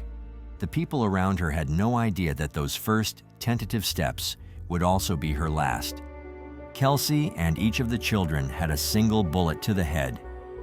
If the narrative constructed by police is true, Kendrick acted with intent, with purpose. He allegedly knew what he was doing, and he didn't seem to be acting in a fit of rage either. Otherwise, he wouldn't have been able to manage the precision of multiple successive headshots. Only one of the 5 victims was alive, 6-year-old Haley. As the grandparents shakily informed the authorities of what had just happened, they noticed that she was still breathing. An ambulance arrived at the scene alongside police officers, and Haley was rushed to a nearby hospital. Unfortunately, she succumbed to her injuries not long after. This brought the total death count of Kendrick's massacre to 5. It was one of the worst mass homicides that the quiet Alabama county had ever seen, and it happened in the home of one of the community's most respected members. And the perpetrator might not have been in his senses when he committed this unthinkable act. After calling the police, the Reverend called Bill Morrow, Kelsey's grandfather. He gave him the bad news. Kels and the kids had all been shot in the head. By the time Bill reached the Kendrick residence, the police had already sealed it off as a crime scene. Kendrick was arrested in the early hours of July 19th. With the homicide weapon still lying nearby, complete with Kendrick's fingerprints on them, it was basically an open and shut case. Due to the overwhelming evidence against him, he was held without bond at the Bibb County Jail, where he waited formal charges and a trial. On July 22nd, he was brought to the Bibb County Courthouse, where he once again seemed like he didn't quite know where he was. But he clearly knew that his freedom was on the line. When the judge asked him the question, Kendrick submitted a plea of not guilty by reason of mental illness. This might have been a strategy suggested by his lawyer, but it nevertheless shows that Kendrick was capable of telling right from wrong. Despite the pastor's assertions that Kendrick had been spiraling for a while, the neighbors told a different story. Cameron May, who lived right next door to the Kendricks, said that Kendrick seemed perfectly normal in the lead up to the incident. After skipping out on church for a while, he'd apparently started going again, indicating that he was trying to get closer to God. May spoke about meeting Kendrick at the local Dollar General, where he went about his grocery shopping without a care in the world. Could there really have been a homicidal impulse hidden behind that calm, cheerful demeanor?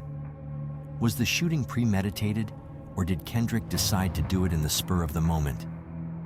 And regardless of that, where did this desire to slay his own wife and children come from in the first place? These are all questions that authorities are struggling to answer, and chances are they won't find these answers anytime soon. With the next court date set for the 26th of September, we'll just have to wait and see what other evidence comes to light.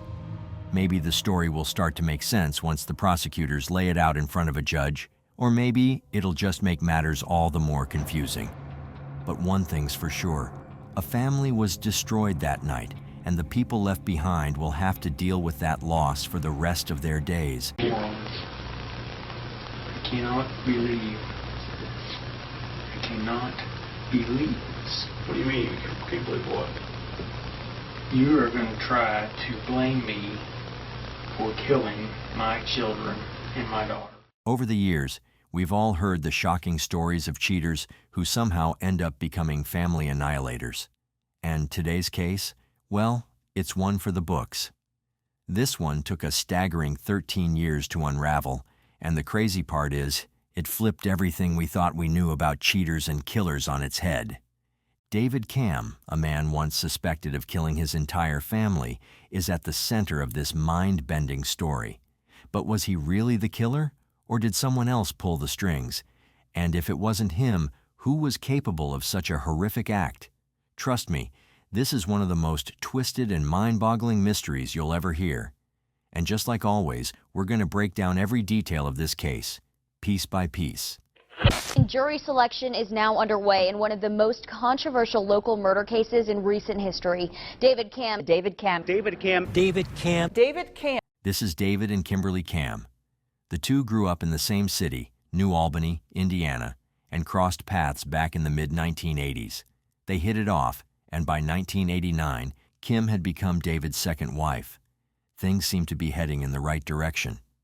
That same year, David applied to join the Indiana State Police, and before long, he was accepted, eventually working as a police officer in the Emergency Response Unit.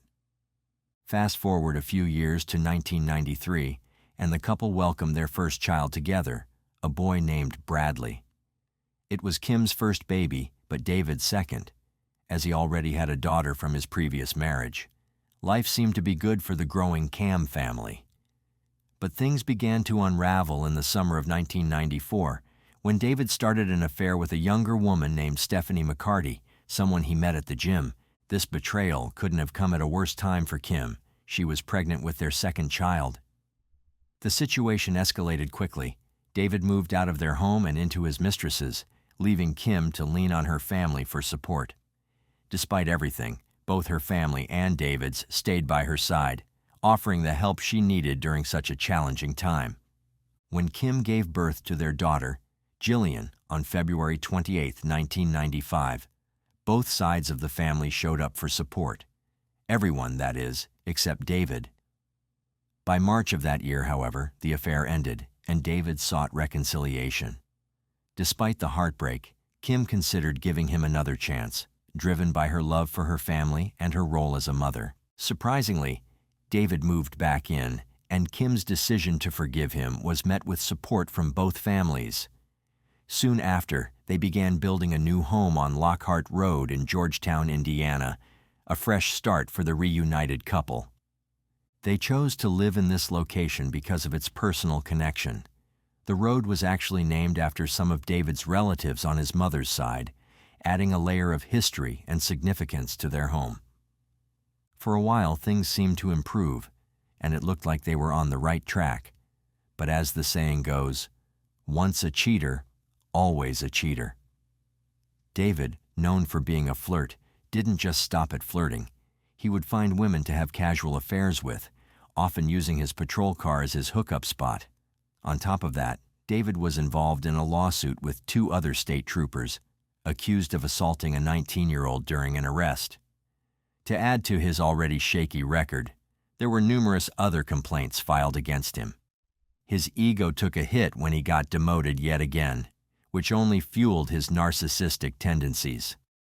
Fed up with the lack of respect, David made a bold move. He handed in his resignation and joined his uncle's basement waterproofing business, landing a sales position. Suddenly, the perks were clear. His new job gave him better hours, meaning he was actually around more often for Kim and the kids, something he hadn't been able to do as a state trooper. Now, he wasn't just a stranger in his own home. He was there, involved. Plus, he was making way more money than he ever did as a cop, which added a touch of luxury to their lives. By the year 2000, everything seemed to be falling into place for the family.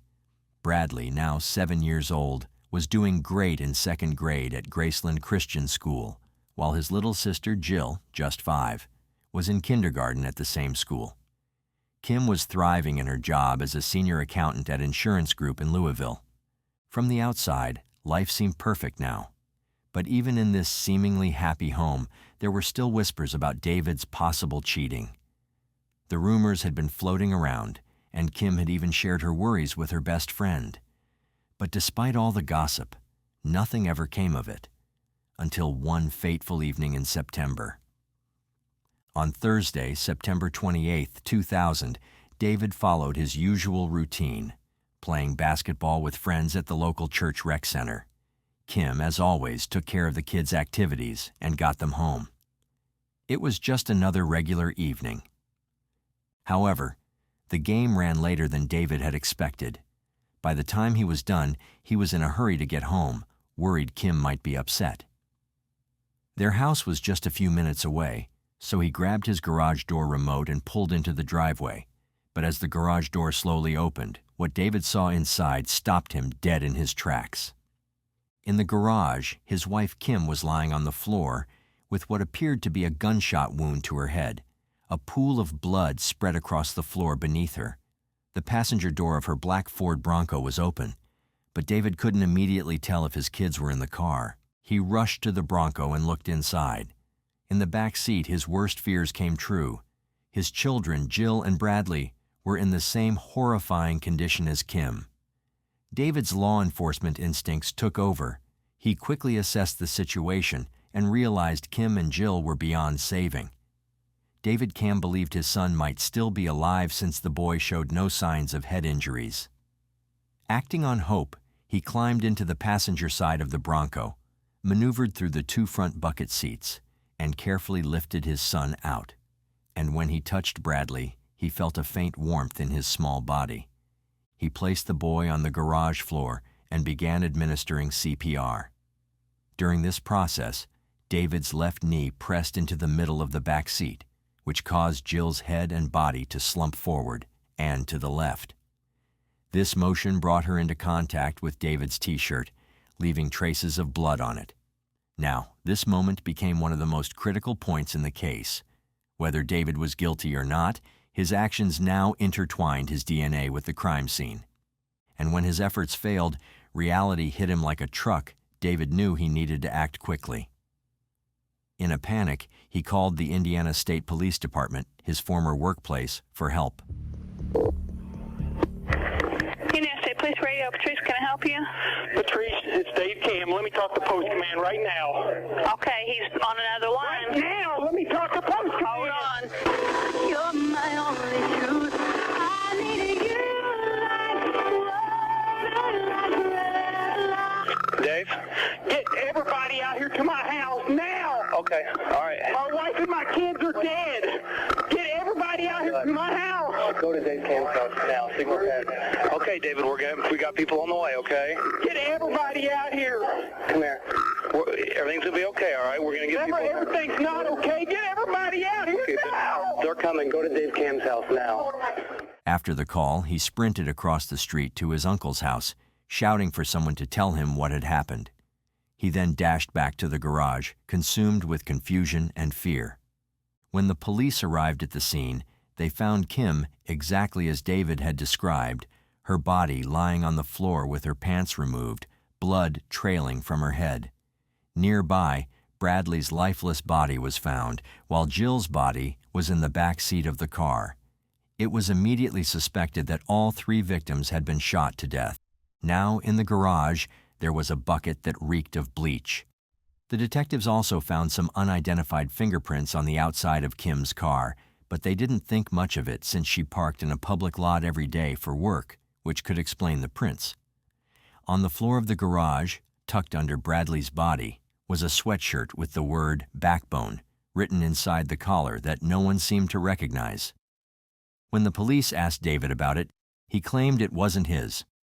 As mentioned, Kim wasn't wearing any pants when she was found, only her underwear and shirt. However, her pants were nearby, covered in blood. And as with any murder case, the spouse is always the first one to be questioned, and David wasn't exempt from this. David was completely cooperative, providing a clear timeline of his day and explaining that Kim and the kids had probably come home around 7:30 or 7:40 p.m. Looking at the state of the car, David thought the murders must have happened almost immediately after they arrived home. Yet, he couldn't figure out who could have wanted to hurt his family. Kim and the kids weren't involved in anything that would have made them enemies, and when it came to his alibi, David stuck to his guns. He insisted that he was exactly where he said he'd be, at a basketball game at the rec center from 7 o'clock to 9:20 in the evening. David also kept insisting that Kim wouldn't have done anything to provoke this kind of violence. So, at first, the investigators wondered if it might have been a robbery gone wrong.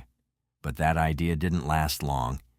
There was no sign of forced entry into the garage, nothing seemed to be missing from the house, and no one had tried to get inside. The evidence was pointing away from theft and toward something much darker, a targeted attack on Kim, Bradley, and Jill. But the most damning evidence came later when the phone company revealed that David made a call at 7:19 p.m. on the night of the murders. The call was made from his home's landline, which was a huge red flag because David had claimed to be playing basketball from 7 p.m. to 9 p.m. The fact that he made a call after 7 p.m. contradicted his story, and it raised serious doubts. The autopsy report added more to the mystery. All 3 victims had died from gunshot wounds, but the examiner also found that Jill had blunt force trauma to her genital area. This injury seemed to have occurred within the same 24-hour period as her death. The examiner suggested it might have been caused by a fall, but the possibility of an assault couldn't be ruled out. Strangely, Jill had complained of pain in that area during her dance class, even crying about it. Whether this had anything to do with the trauma to her body was uncertain, but it was a chilling detail. Kim had confided in a friend just before the murders, saying, "History is repeating itself." Kim didn't elaborate, but her friend suggested that she bring the kids down to Florida for a visit to talk more. Kim agreed that a trip might help, but tragically, she never got the chance. So, was Kim referring to a history of abuse? Perhaps something related to David's alleged infidelity, or possibly something darker. We may never know, as Kim was taken from her family before she could share the truth. The medical examiner's report also revealed something unsettling. Kim had cuts and bruises on the tops of her feet.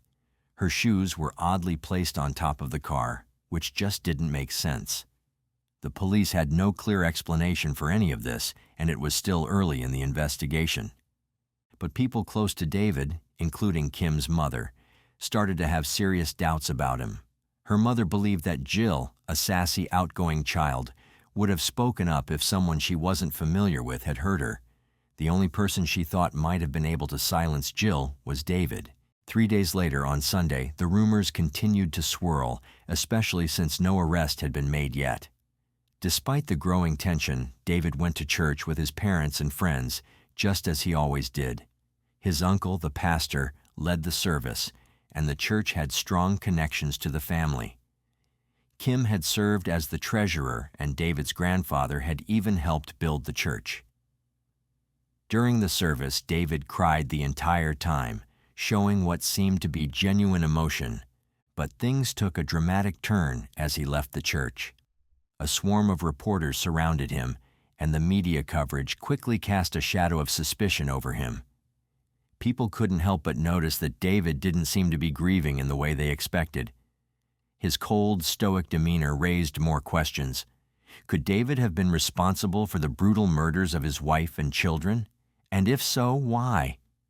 Well, later that afternoon, David came into the station to speak with the police, and things got a bit heated. I cannot believe. I cannot believe this. What do you mean? Can't believe what? You are going to try to blame me for killing my children and my daughter. Some of the blood or something like that. No. This is ridiculous. What about some bleach, Dave? No.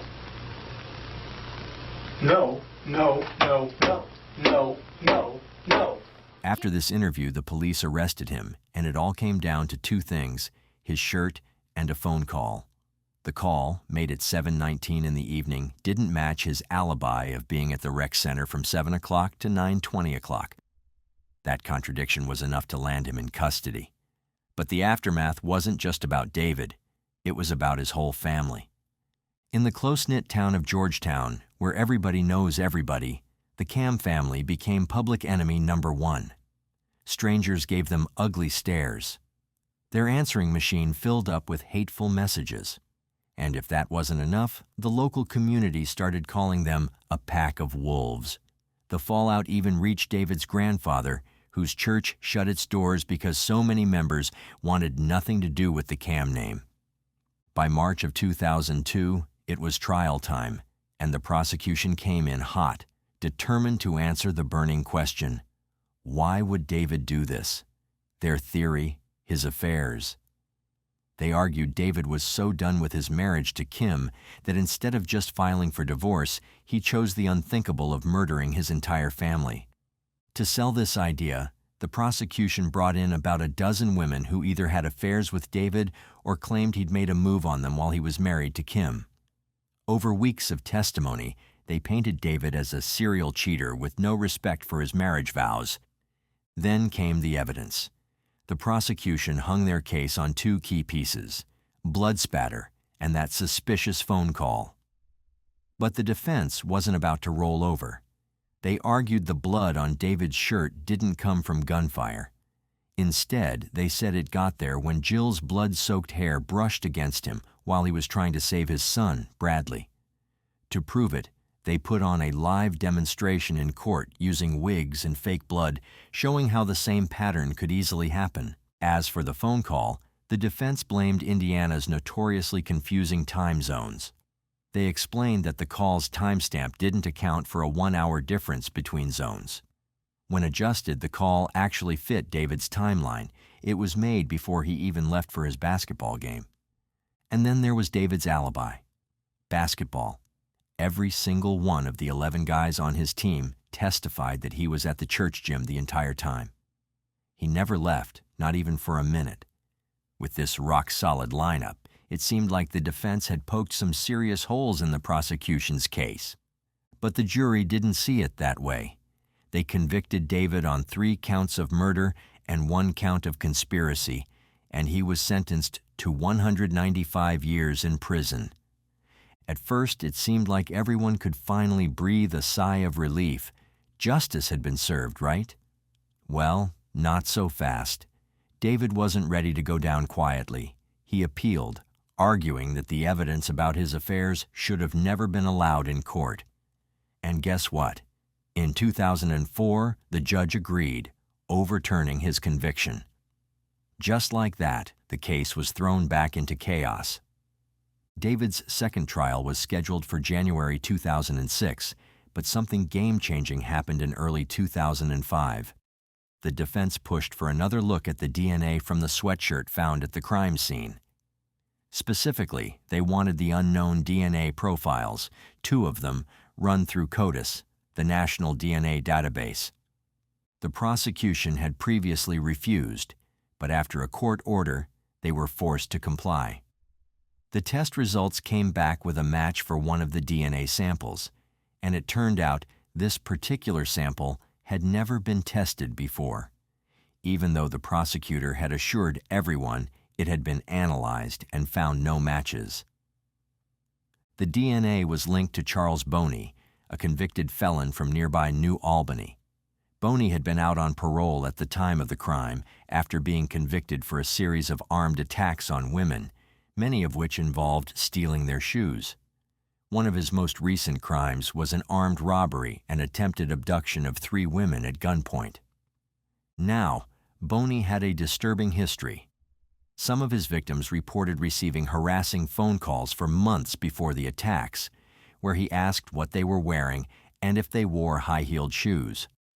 Bony had also admitted to having a foot fetish, a detail that seemed important to the defense, considering that Kim Cam's shoes had been removed and neatly placed on top of her car in a crime scene that was otherwise chaotic. Kim's feet also showed signs of bruises and abrasions, which seemed suspiciously linked to Bony's past behaviors. Bony was interviewed and took a polygraph test, but the results indicated that he was being deceptive. He denied involvement, claiming he had donated the sweatshirt to charity. However, just 2 weeks later, a palm print from Bony was found on Kim's vehicle, leading to his arrest. But what the police charged him with was conspiring with David to commit the murders. See, Charles ended up giving a 5-page written confession about how he knew David. He said that David seemed like a really sincere guy to him, and apparently they met at a pickup basketball game in New Albany. He also claimed their paths crossed again later at a meat shop, where David asked Charles to buy him an untraceable gun for $250. Charles agreed and delivered the gun, inadvertently leaving his palm print on David's Bronco. However, Charles's story began to change during further questioning. He now claimed that David was a bad guy, accusing him of abusing his daughter, Jill, in an intimate way, and cheating on his wife, Kim. According to Charles, David snapped when Kim discovered everything he was doing to their daughter, and that's when David wanted the whole family dead to cover his secrets. Charles said that before handing over the gun, he wrapped it in a gray sweatshirt to prevent oil leaks.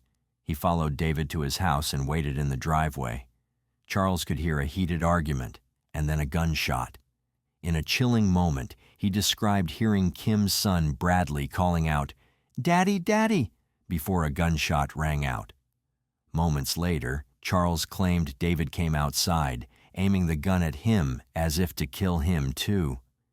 Charles ran for cover in the garage where he moved Kim's shoes as if tidying up while fleeing for his life. After hearing a woman pull into the driveway, Charles fled the scene.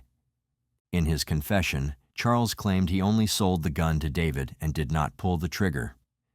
He was reluctant to report the murders, fearing the authorities would pin the blame on him, especially as a black man. His statement eventually led to his arrest for conspiracy to commit murder, and he was sent back to jail awaiting trial. After his arrest, it was revealed that Charles had previously spoken to Stan Faith, one of the prosecutors in David's first trial. Charles admitted to knowing Stan well and had consulted with him before being considered a suspect. Stan later expressed regret over his involvement. Another clue emerged when police discovered DNA from Charles's ex-girlfriend, Mala, on the gray sweatshirt. At the time, they were dating, but their relationship ended shortly after the murders. Mala described how Charles had told her he was going to work that evening, but later came home around midnight with scraped knees. He then showed her a gun, something she had never seen before, and she was uncomfortable with it. The next morning, Charles was watching news coverage of the murders with his mother. After a fight, Mala left and did not see Charles for weeks. She later broke up with him, but her blood on the sweatshirt was explained by her being diabetic and frequently pricking her finger for blood sugar tests. Charles's story began to unravel further. Despite claiming he fled the scene without retrieving the gun, his girlfriend's statement contradicted him, suggesting that Charles might have returned for the weapon. This fueled doubts about David's guilt. Still, both men were charged with the murders. While in jail, Charles wrote an autobiography, Blackbone, where he openly discussed selling the gun to David and his role in the murders. He also mentioned that David had promised him Kim's life insurance money in exchange for the gun. Charles's writings, along with his confessions and testimony from Mala, helped secure his conviction for conspiracy to commit murder. In 2005, Charles was sentenced to 225 years in prison as a habitual offender. And if you're asking, what about David? Well, his second trial kicked off on January 17, 2006, and things were about to get even more complicated. Remember, the reason he was granted a retrial in the first place was because the judge ruled that the prosecution had made a mistake by discussing David's many affairs.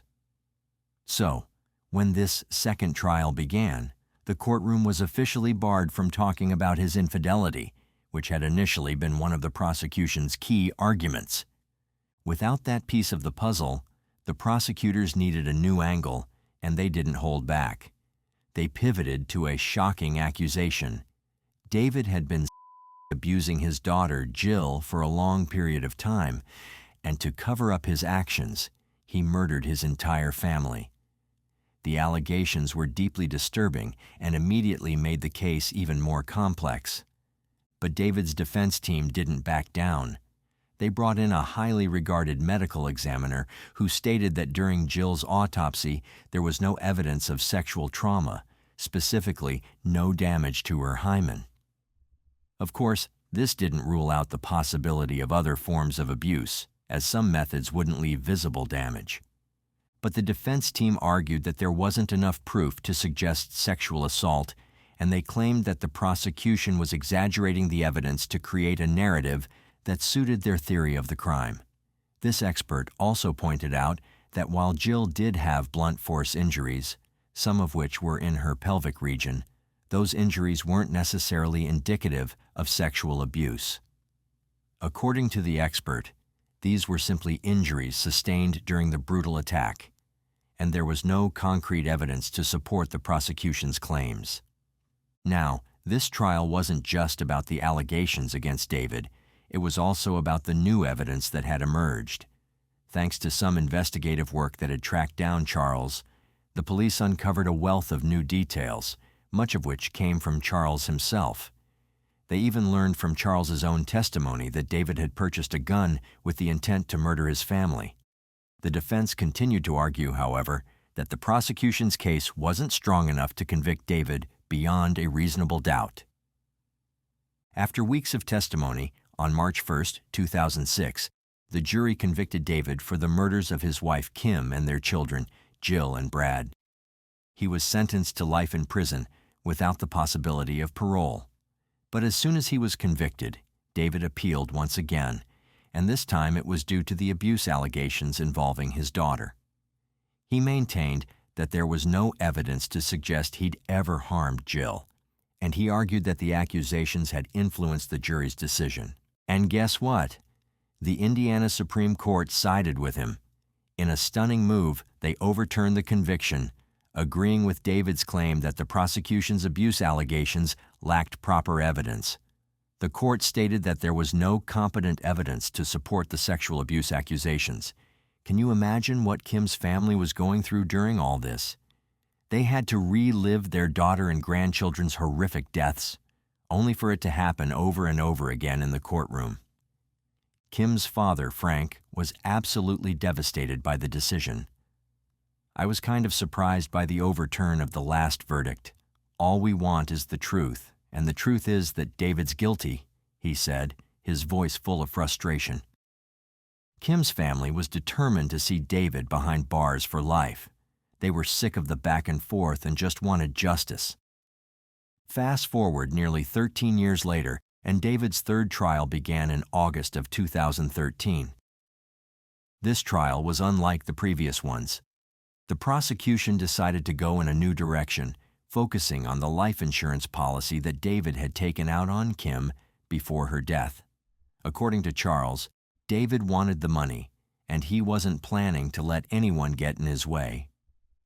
Interestingly, Kim's life insurance policy had been increased shortly before her death, but she had signed off on the changes, meaning she knew about and approved them. Charles took the stand again during this trial, and his testimony was as bombshell as ever. He claimed that David had tricked him into being at the house when the murders happened. Charles also testified that David nearly shot him before he managed to escape. According to Charles, David was the one who did all the killing, and Charles never touched Kim, Jill, or Brad. But David's defense team was ready. They had even more DNA evidence this time around. They presented proof that Charles's DNA was found on Kim's underwear, as well as on Jill's and Kim's clothing. What's more, Charles's DNA was found under Kim's nails, indicating that she had fought back before she was killed. Despite all the DNA evidence and Charles's questionable involvement, the most solid evidence linking David to the crime scene was the blood spatter on his shirt. The prosecution argued that the blood belonged to the victims, but David's defense team insisted that this could easily be explained by the fact that David had tried to help Brad after he was shot in the head, brushing up against his hair and leaving blood on his shirt. After weeks of deliberation and intense courtroom drama, the jury returned their verdict on October 24, 2013. Not guilty on all charges. David was acquitted, and when the news was announced, he was overwhelmed with emotion. He broke down in tears, thanking his legal team and the jury for believing in him. It was a monumental moment after years of intense legal battles. However, not everyone was thrilled with the verdict. The community was divided. After all, 13 years of media coverage had left many wondering if David had truly been innocent. The evidence was strong, but some still felt there were unanswered questions. Despite the controversy, David decided to stay in the same town where it all happened. He got back to work at his uncle's business and started rebuilding his life. As if his trials hadn't been exhausting enough, David filed a civil lawsuit against several members of the prosecution team. You can't wreck someone's life, take away their freedom, their reputation, their identity, and you're not supposed to do that in this country, he said, making his anger clear. In the end, he received a settlement of over $5 million, part of which he used to repay those who supported him throughout his 13-year battle. Today, David is trying to move on. He's rebuilt his life from the ground up, but the pain of losing his family and reputation is still there. Since the acquittal, he's remained in contact with the jury members who helped secure his freedom. He was even hired by the Innocence Project as a case coordinator. The nonprofit works to exonerate wrongfully convicted individuals, and David seems to be a perfect fit for the organization given his own wrongful conviction experience. Meanwhile, Charles, the man at the center of all the controversy, still maintains his innocence. He's claimed to have found Jesus and is now a devout Christian. In recent interviews, he's given several versions of what happened that night, but his story hasn't wavered. He says that on the night of the murder, he took an untraceable weapon to the Cam residence. He claims he heard arguing, followed by shots, and that David was the one who pulled the trigger. It's tough to wrap your head around why Charles did what he did, especially with all the conflicting accounts. Many still believe that David had a role in the murders, but the evidence simply didn't add up to convict him. Some question whether Charles was motivated by greed, jealousy, or something deeper. Now, if you believe David is innocent, it's reassuring to know that he has found peace and freedom, rebuilding his life and career. But if you think he's guilty, it's hard not to wonder how he managed to escape justice. What do you think? Was David truly innocent? Or did he get away with murder? And what about Charles? What drove him to take such extreme actions? Let me know your thoughts in the comments. Today's case shows just how easy it is to blur the lines between normal and evil. Stephen Supple's terrible decisions created a domino effect that ended in him committing the worst crime you can think of. He annihilated his entire family in a desperate attempt to escape the consequences of his actions. But, as you'll soon see, his crimes caught up with him in the most painful way. Join us as we explore this horrific case and try to understand the motives behind his actions. If you're enjoying my videos, kindly consider hitting that subscribe button. Stephen Supple was born in 1965. He grew up as the sixth of 8 siblings in Iowa City, Iowa, and graduated from the University of Northern Iowa in 1983 with a business degree. In his youth, Supple worked various jobs, including bartending and lifeguarding, and he was also known for his love of sports, especially football and golf. He was well liked by everyone who knew him, and friends described him as the funny guy in their group. By all accounts, he seemed like your average, well-adjusted young man. In 1985, Supple's life changed for the better when he met Cheryl at a bar in Iowa. They danced together for a while, but it was clear that there was something more. This encounter blossomed into a relationship that friends described as inseparable. Cheryl had graduated with an education degree, and she was passionate about teaching and working with children. She started her career as an elementary school teacher and was an active member of her close-knit Iowan community. She participated in various book clubs, study groups, women's groups, and Bible study sessions. The couple's shared faith was strong, and they attended St. Mary's Catholic Church regularly every weekend. Supple and Cheryl married on June 13, 1990. This was a union that will last over 18 years, including their dating period. The couple's friends and family often described them as soulmates, two people destined for each other. As the years went on, Supple advanced in his career and became the vice president and controller at Hills Bank and Trust. Despite their professional success and strong relationship, the couple faced challenges in starting a family. They were unable to have children of their own. So, after they'd established themselves, the couple finally came to a decision. They were going to adopt. They flew all the way to South Korea and welcomed 4 children to their family one by one. The exact dates of each adoption are unclear, but by 2008, their family had grown to include 4 children. Friends remember the couple's excitement as they prepared for each adoption, often sharing photos of their soon-to-be children with loved ones. The Supples lived in a neighborhood ideal for raising children, complete with a beautiful house that complemented their growing family. A happy, new life seemed to be right on the horizon. Ethan, the eldest of the Supple children, was born in 1997 and was the first to be adopted into the family. He was 10 years old, and he was loved for his intelligence, social skills, and maturity beyond his years. Ethan's interests were diverse, including playing the cello, fishing with his father, and playing soccer. Seth was born in 1999, the second child adopted by the couple. He was described as an animal lover who was quite shy, yet adventurous. He was known to be a sensitive and sweet child who loved nature, especially gardens and flowers. Mira, born in 2002, was the third child to join the family. She was quite the little entertainer, full of energy and always eager to show her talents. Family friends fondly remembered her enthusiasm for learning magic tricks, which she would proudly show during Christmas gatherings. Eleanor, born in 2004, was the youngest of the Supple children. At just 3.5 years old, she was notably attached to her adoptive father. Their close bond was obvious to family friends who often saw them together.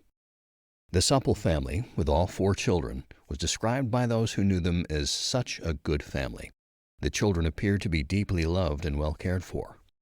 Cheryl's dedication to being a good mother was so strong that she made the difficult decision to leave her full-time teaching position after the second adoption. But she didn't let go of her passion for educating and nurturing. She remained actively involved in the community, particularly at the Iowa Children's Museum. As a lifelong reader, she decided to organize and participate in a local book club, something that was greatly appreciated by everyone involved. The Supple family welcomed 4 children adopted from South Korea to this home over the years. One friend says Cheryl Supple gave up a full-time teaching job to stay at home after the second adoption, and it showed in her love of kids. She was She was very creative and very thoughtful. She loved to read.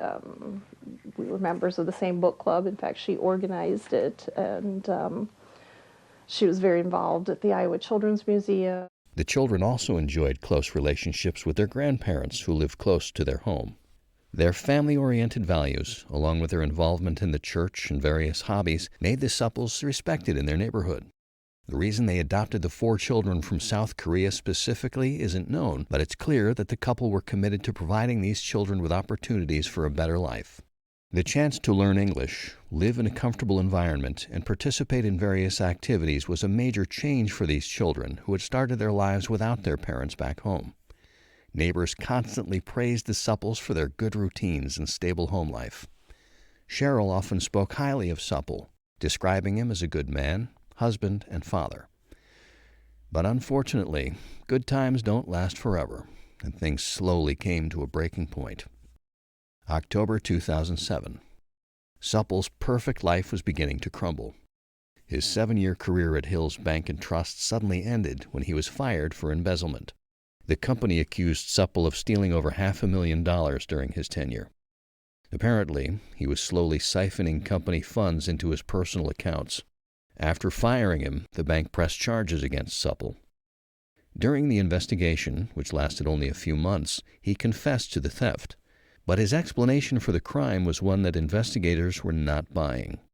He claimed he needed the money to support his drug and gambling addictions, but there was no evidence to show that he had such vices in the first place.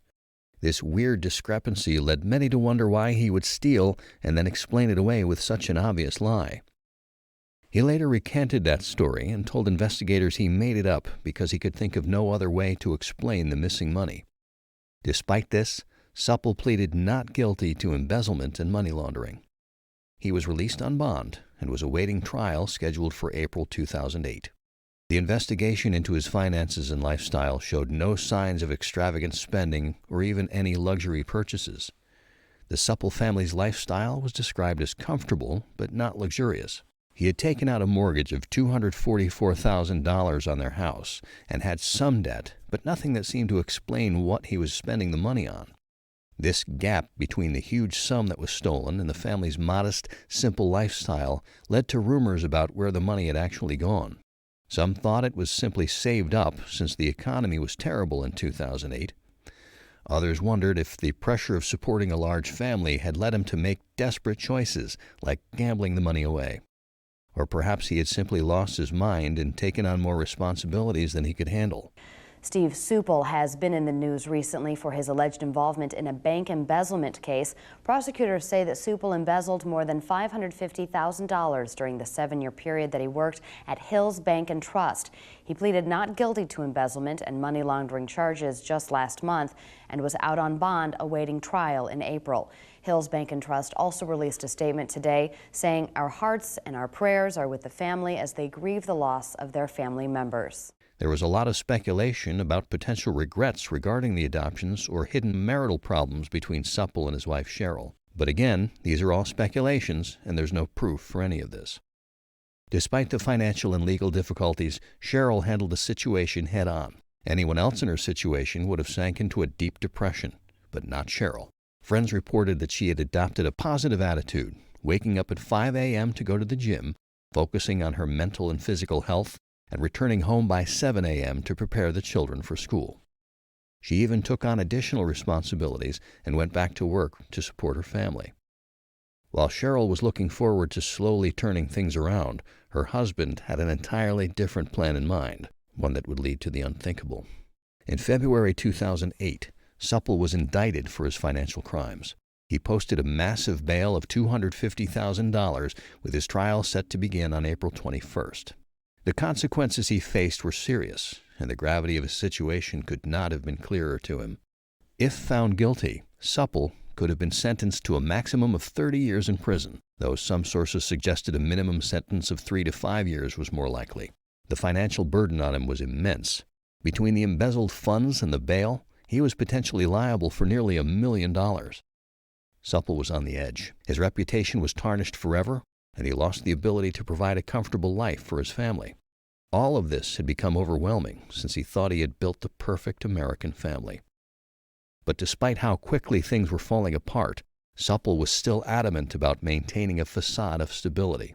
On the morning of March 23rd, a Sunday, the Supples attended Easter Mass at their Catholic church. They met with friends and family, including their parents, and no one reported noticing anything unusual about their behavior or demeanor. Even a family friend who stopped by the Supple house later that day and saw one of the children didn't observe anything out of the ordinary. In a joint statement released later, members of their extended families expressed their shock at what Supple had done. They were with the family on that fateful Easter weekend and saw nothing unusual. Everyone seemed happy and content. They knew all about the insane problems the Supples faced, so they were on the lookout for signs of stress in the family, but the day went by smoothly. It was night when Supple's hidden stress came to the surface, and he did something nobody could imagine he'd ever do. March 23, 2008. At 11:30 p.m., Supple left a disturbing message on the answering machine at his former law firm. In this message, he claimed that his family was in heaven. The tragedy began with the discovery that Cheryl had been murdered by blunt force trauma. She was found in her bed in the master bedroom and was only 42 years old at the time of her death. Between 11:30 p.m. on Sunday and 3:45 a.m. on Monday, Supple attempted to end his and his children's lives through carbon monoxide poisoning. According to a confession letter later found on the kitchen table, he had gathered the children in the family van parked in their garage for this purpose. However, for reasons unknown, this attempt failed, and he brought the children back into the house. And it was here that he did something utterly savage and heartless. Supple bludgeoned his 4 adopted children to death, one by one, with a baseball bat. The 3 older children were found in their bedroom, while the youngest was discovered in the downstairs toy room. Neither the children nor Cheryl was bound, police said, but there was also no sign of an extended struggle. After this horrific crime, Supple left voice messages at various locations. At 3:45 a.m., he left a message at his old office, the content of which remains unknown. At 3:50 a.m., he left a message to his own house expressing regret. At 4:01 a.m., he left another message at his house, describing a failed attempt to drown himself in a river. In his words, he tried to drown, but just kept floating. Even when he was no longer present in the home, he continued to document events by calling back to the home and basically self-reporting. At 6:31 a.m., he finally called 911. It is unclear what Supple did between that time and when he used his cell phone to call the Johnson County Sheriff's Department to ask police to go to his home immediately. The tone of the calls to the answering machines is similar to that of the 911 call, almost devoid of any emotion. Stephen Supple made voice message calls to family members, his former employer, Hill Bank, and the voice message recorder within his own home. A voice comparison of the messages left on the answering machines by Stephen Supple and the original 911 caller indicate that Stephen Supple was the original caller. 911 location of your emergency. Hello? Am I talking to Iowa City? No, this is what is the location of your emergency? Iowa City, Iowa. What's the address, ma'am? 629 Barrington Road. Please go there immediately. What's going on there?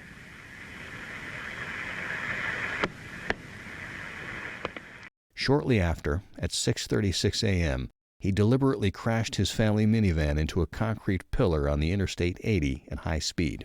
The vehicle exploded into flames and Supple burnt to death. After received another 911 call regarding a single vehicle crash on Interstate 80 near West Branch. The vehicle was found on fire and police have confirmed the lone occupant died in the wreck and that it was the tan Toyota Sienna police were looking for. Now, authorities cannot confirm that the occupant was Steve Supple due to the extensive fire damage the vehicle received. Throughout the morning and day of the 24th, officers had strong, reasonable suspicion that the crash east of Iowa City was Stephen Supple in the missing Toyota van. The fire hindered investigators' efforts to positively identify the car. At no time during the day did we feel that citizens were in harm's way. However, since we could not confirm the driver's identity, we could not lower the level of alertness in the community. As we speak, autopsies are being conducted by the State Medical Examiner's Office. Our investigators are present in Des Moines, and this afternoon we received confirmation that the driver involved in the fiery crash has been positively identified through dental records. The deceased individual is Stephen Supple. Investigators said there was no outward sign of illegal or prescription drug use. People close to the Supples still struggle to explain how he could do such a thing. A nun, who had known the family for years, said the community is struggling to comprehend the deaths. She said, "We know that if we didn't believe in eternal life and a merciful, forgiving, unconditional, loving God, we don't know how we'd get through it." The adoption center in South Korea, which had facilitated the adoptions, stated that they had no prior indication of any issues within the Supple family. Before he died in a fiery crash, Supple left a handwritten 4-page note in which he detailed how he killed his family and tried to kill himself. The note was left in the kitchen and apparently was written for surviving family members. Those who have read it say that he believed he did the best thing he could for his family. The note includes details that match evidence found at the scene and the medical examiner's findings. Supple discussed his life and the criminal charges, noting that his expected absence from home would leave his wife alone to raise and support 4 children. It had an apologetic tone. Apparently, Supple saw himself as inseparable from his family and was unable to conceive of a future where they existed without him. A University of Iowa sociologist and police investigators said that Supple may have felt pressure to maintain his family's standard of living after his wife stopped working and the couple adopted 4 children. The U.S. Attorney's Office requested that the case against Supple be dismissed after receiving a copy of his death certificate. The funeral for the entire family was held shortly after the tragedy. Cheryl's father shared his thoughts for the dozens who came to a makeshift vigil and expressed his love for his son-in-law of nearly 18 years. "He was like our own son," he told everyone. "We loved him like one of our own." March 24th, the day after, would have been Mira's 6th birthday. In accordance with the extended family's wishes, all 6 family members, the 4 children, Cheryl, and Supple, were buried next to each other. The decision was explained by relatives as what they would have wanted. The death of an entire family can truly scar a town. When Stephen Supple killed his wife and 4 children, he left people with extreme emotions and a need for understanding. A forensic psychiatrist coined the term family annihilator in the 1980s, and it's been used to describe murderers like Supple. In 68% of cases, the annihilator committed suicide after the murders, and 15% cases involve a carbon monoxide poisoning from a car exhaust. Although familicide cases are relatively rare, they are the most common form of mass killings. Professor Jack Levin, professor of sociology and criminology, has said that the profile of a man who kills his family is a middle-aged man, a good provider who would appear to neighbors to be a dedicated husband and a devoted father. It cannot be ignored that in an estimated 95% of cases, the perpetrator is male and the head of the household. This traditional idea of the man providing for and looking after his family may be one factor when he no longer feels he is meeting this role adequately, often if finances or employment breaks down. They feel that their own financial failings ruined the point of having a family, and because they wish to save their family from a perceived threat. When Cheryl returned to work, it must have felt like adding insult to injury to Supple, who had previously prided himself on his ability to care for his family. Murdering all family members was, therefore, a way of saving himself from the hardship and shame of financial troubles and bankruptcy. Such murderers almost always commit suicide afterward. Professor David Wilson has stated that family annihilators have received little attention as a separate category of killer, and they are often treated like spree or serial murders, a view which presupposes traits such as the idea that the murderer snaps, or that after killing their partner or children, the killer may force a standoff with the police, which is not an entirely accurate representation of these killers. As we've seen, by all accounts, Supple was a normal person with a normal upbringing. Until the last minute, there was no indication that he was strained enough to carry out a murder. This lack of any red flags makes the case all the more chilling. Do you think Supple premeditated these horrific murders, or did he act on impulse? Do you have any theories about where he could have been spending the money he stole? It's sad that we won't know what actually happened, but this case still haunts many Iowans to this day. Share your thoughts in the comments below. We're on the trail of the next big mystery. Subscribe now so you don't miss the countdown to our next case.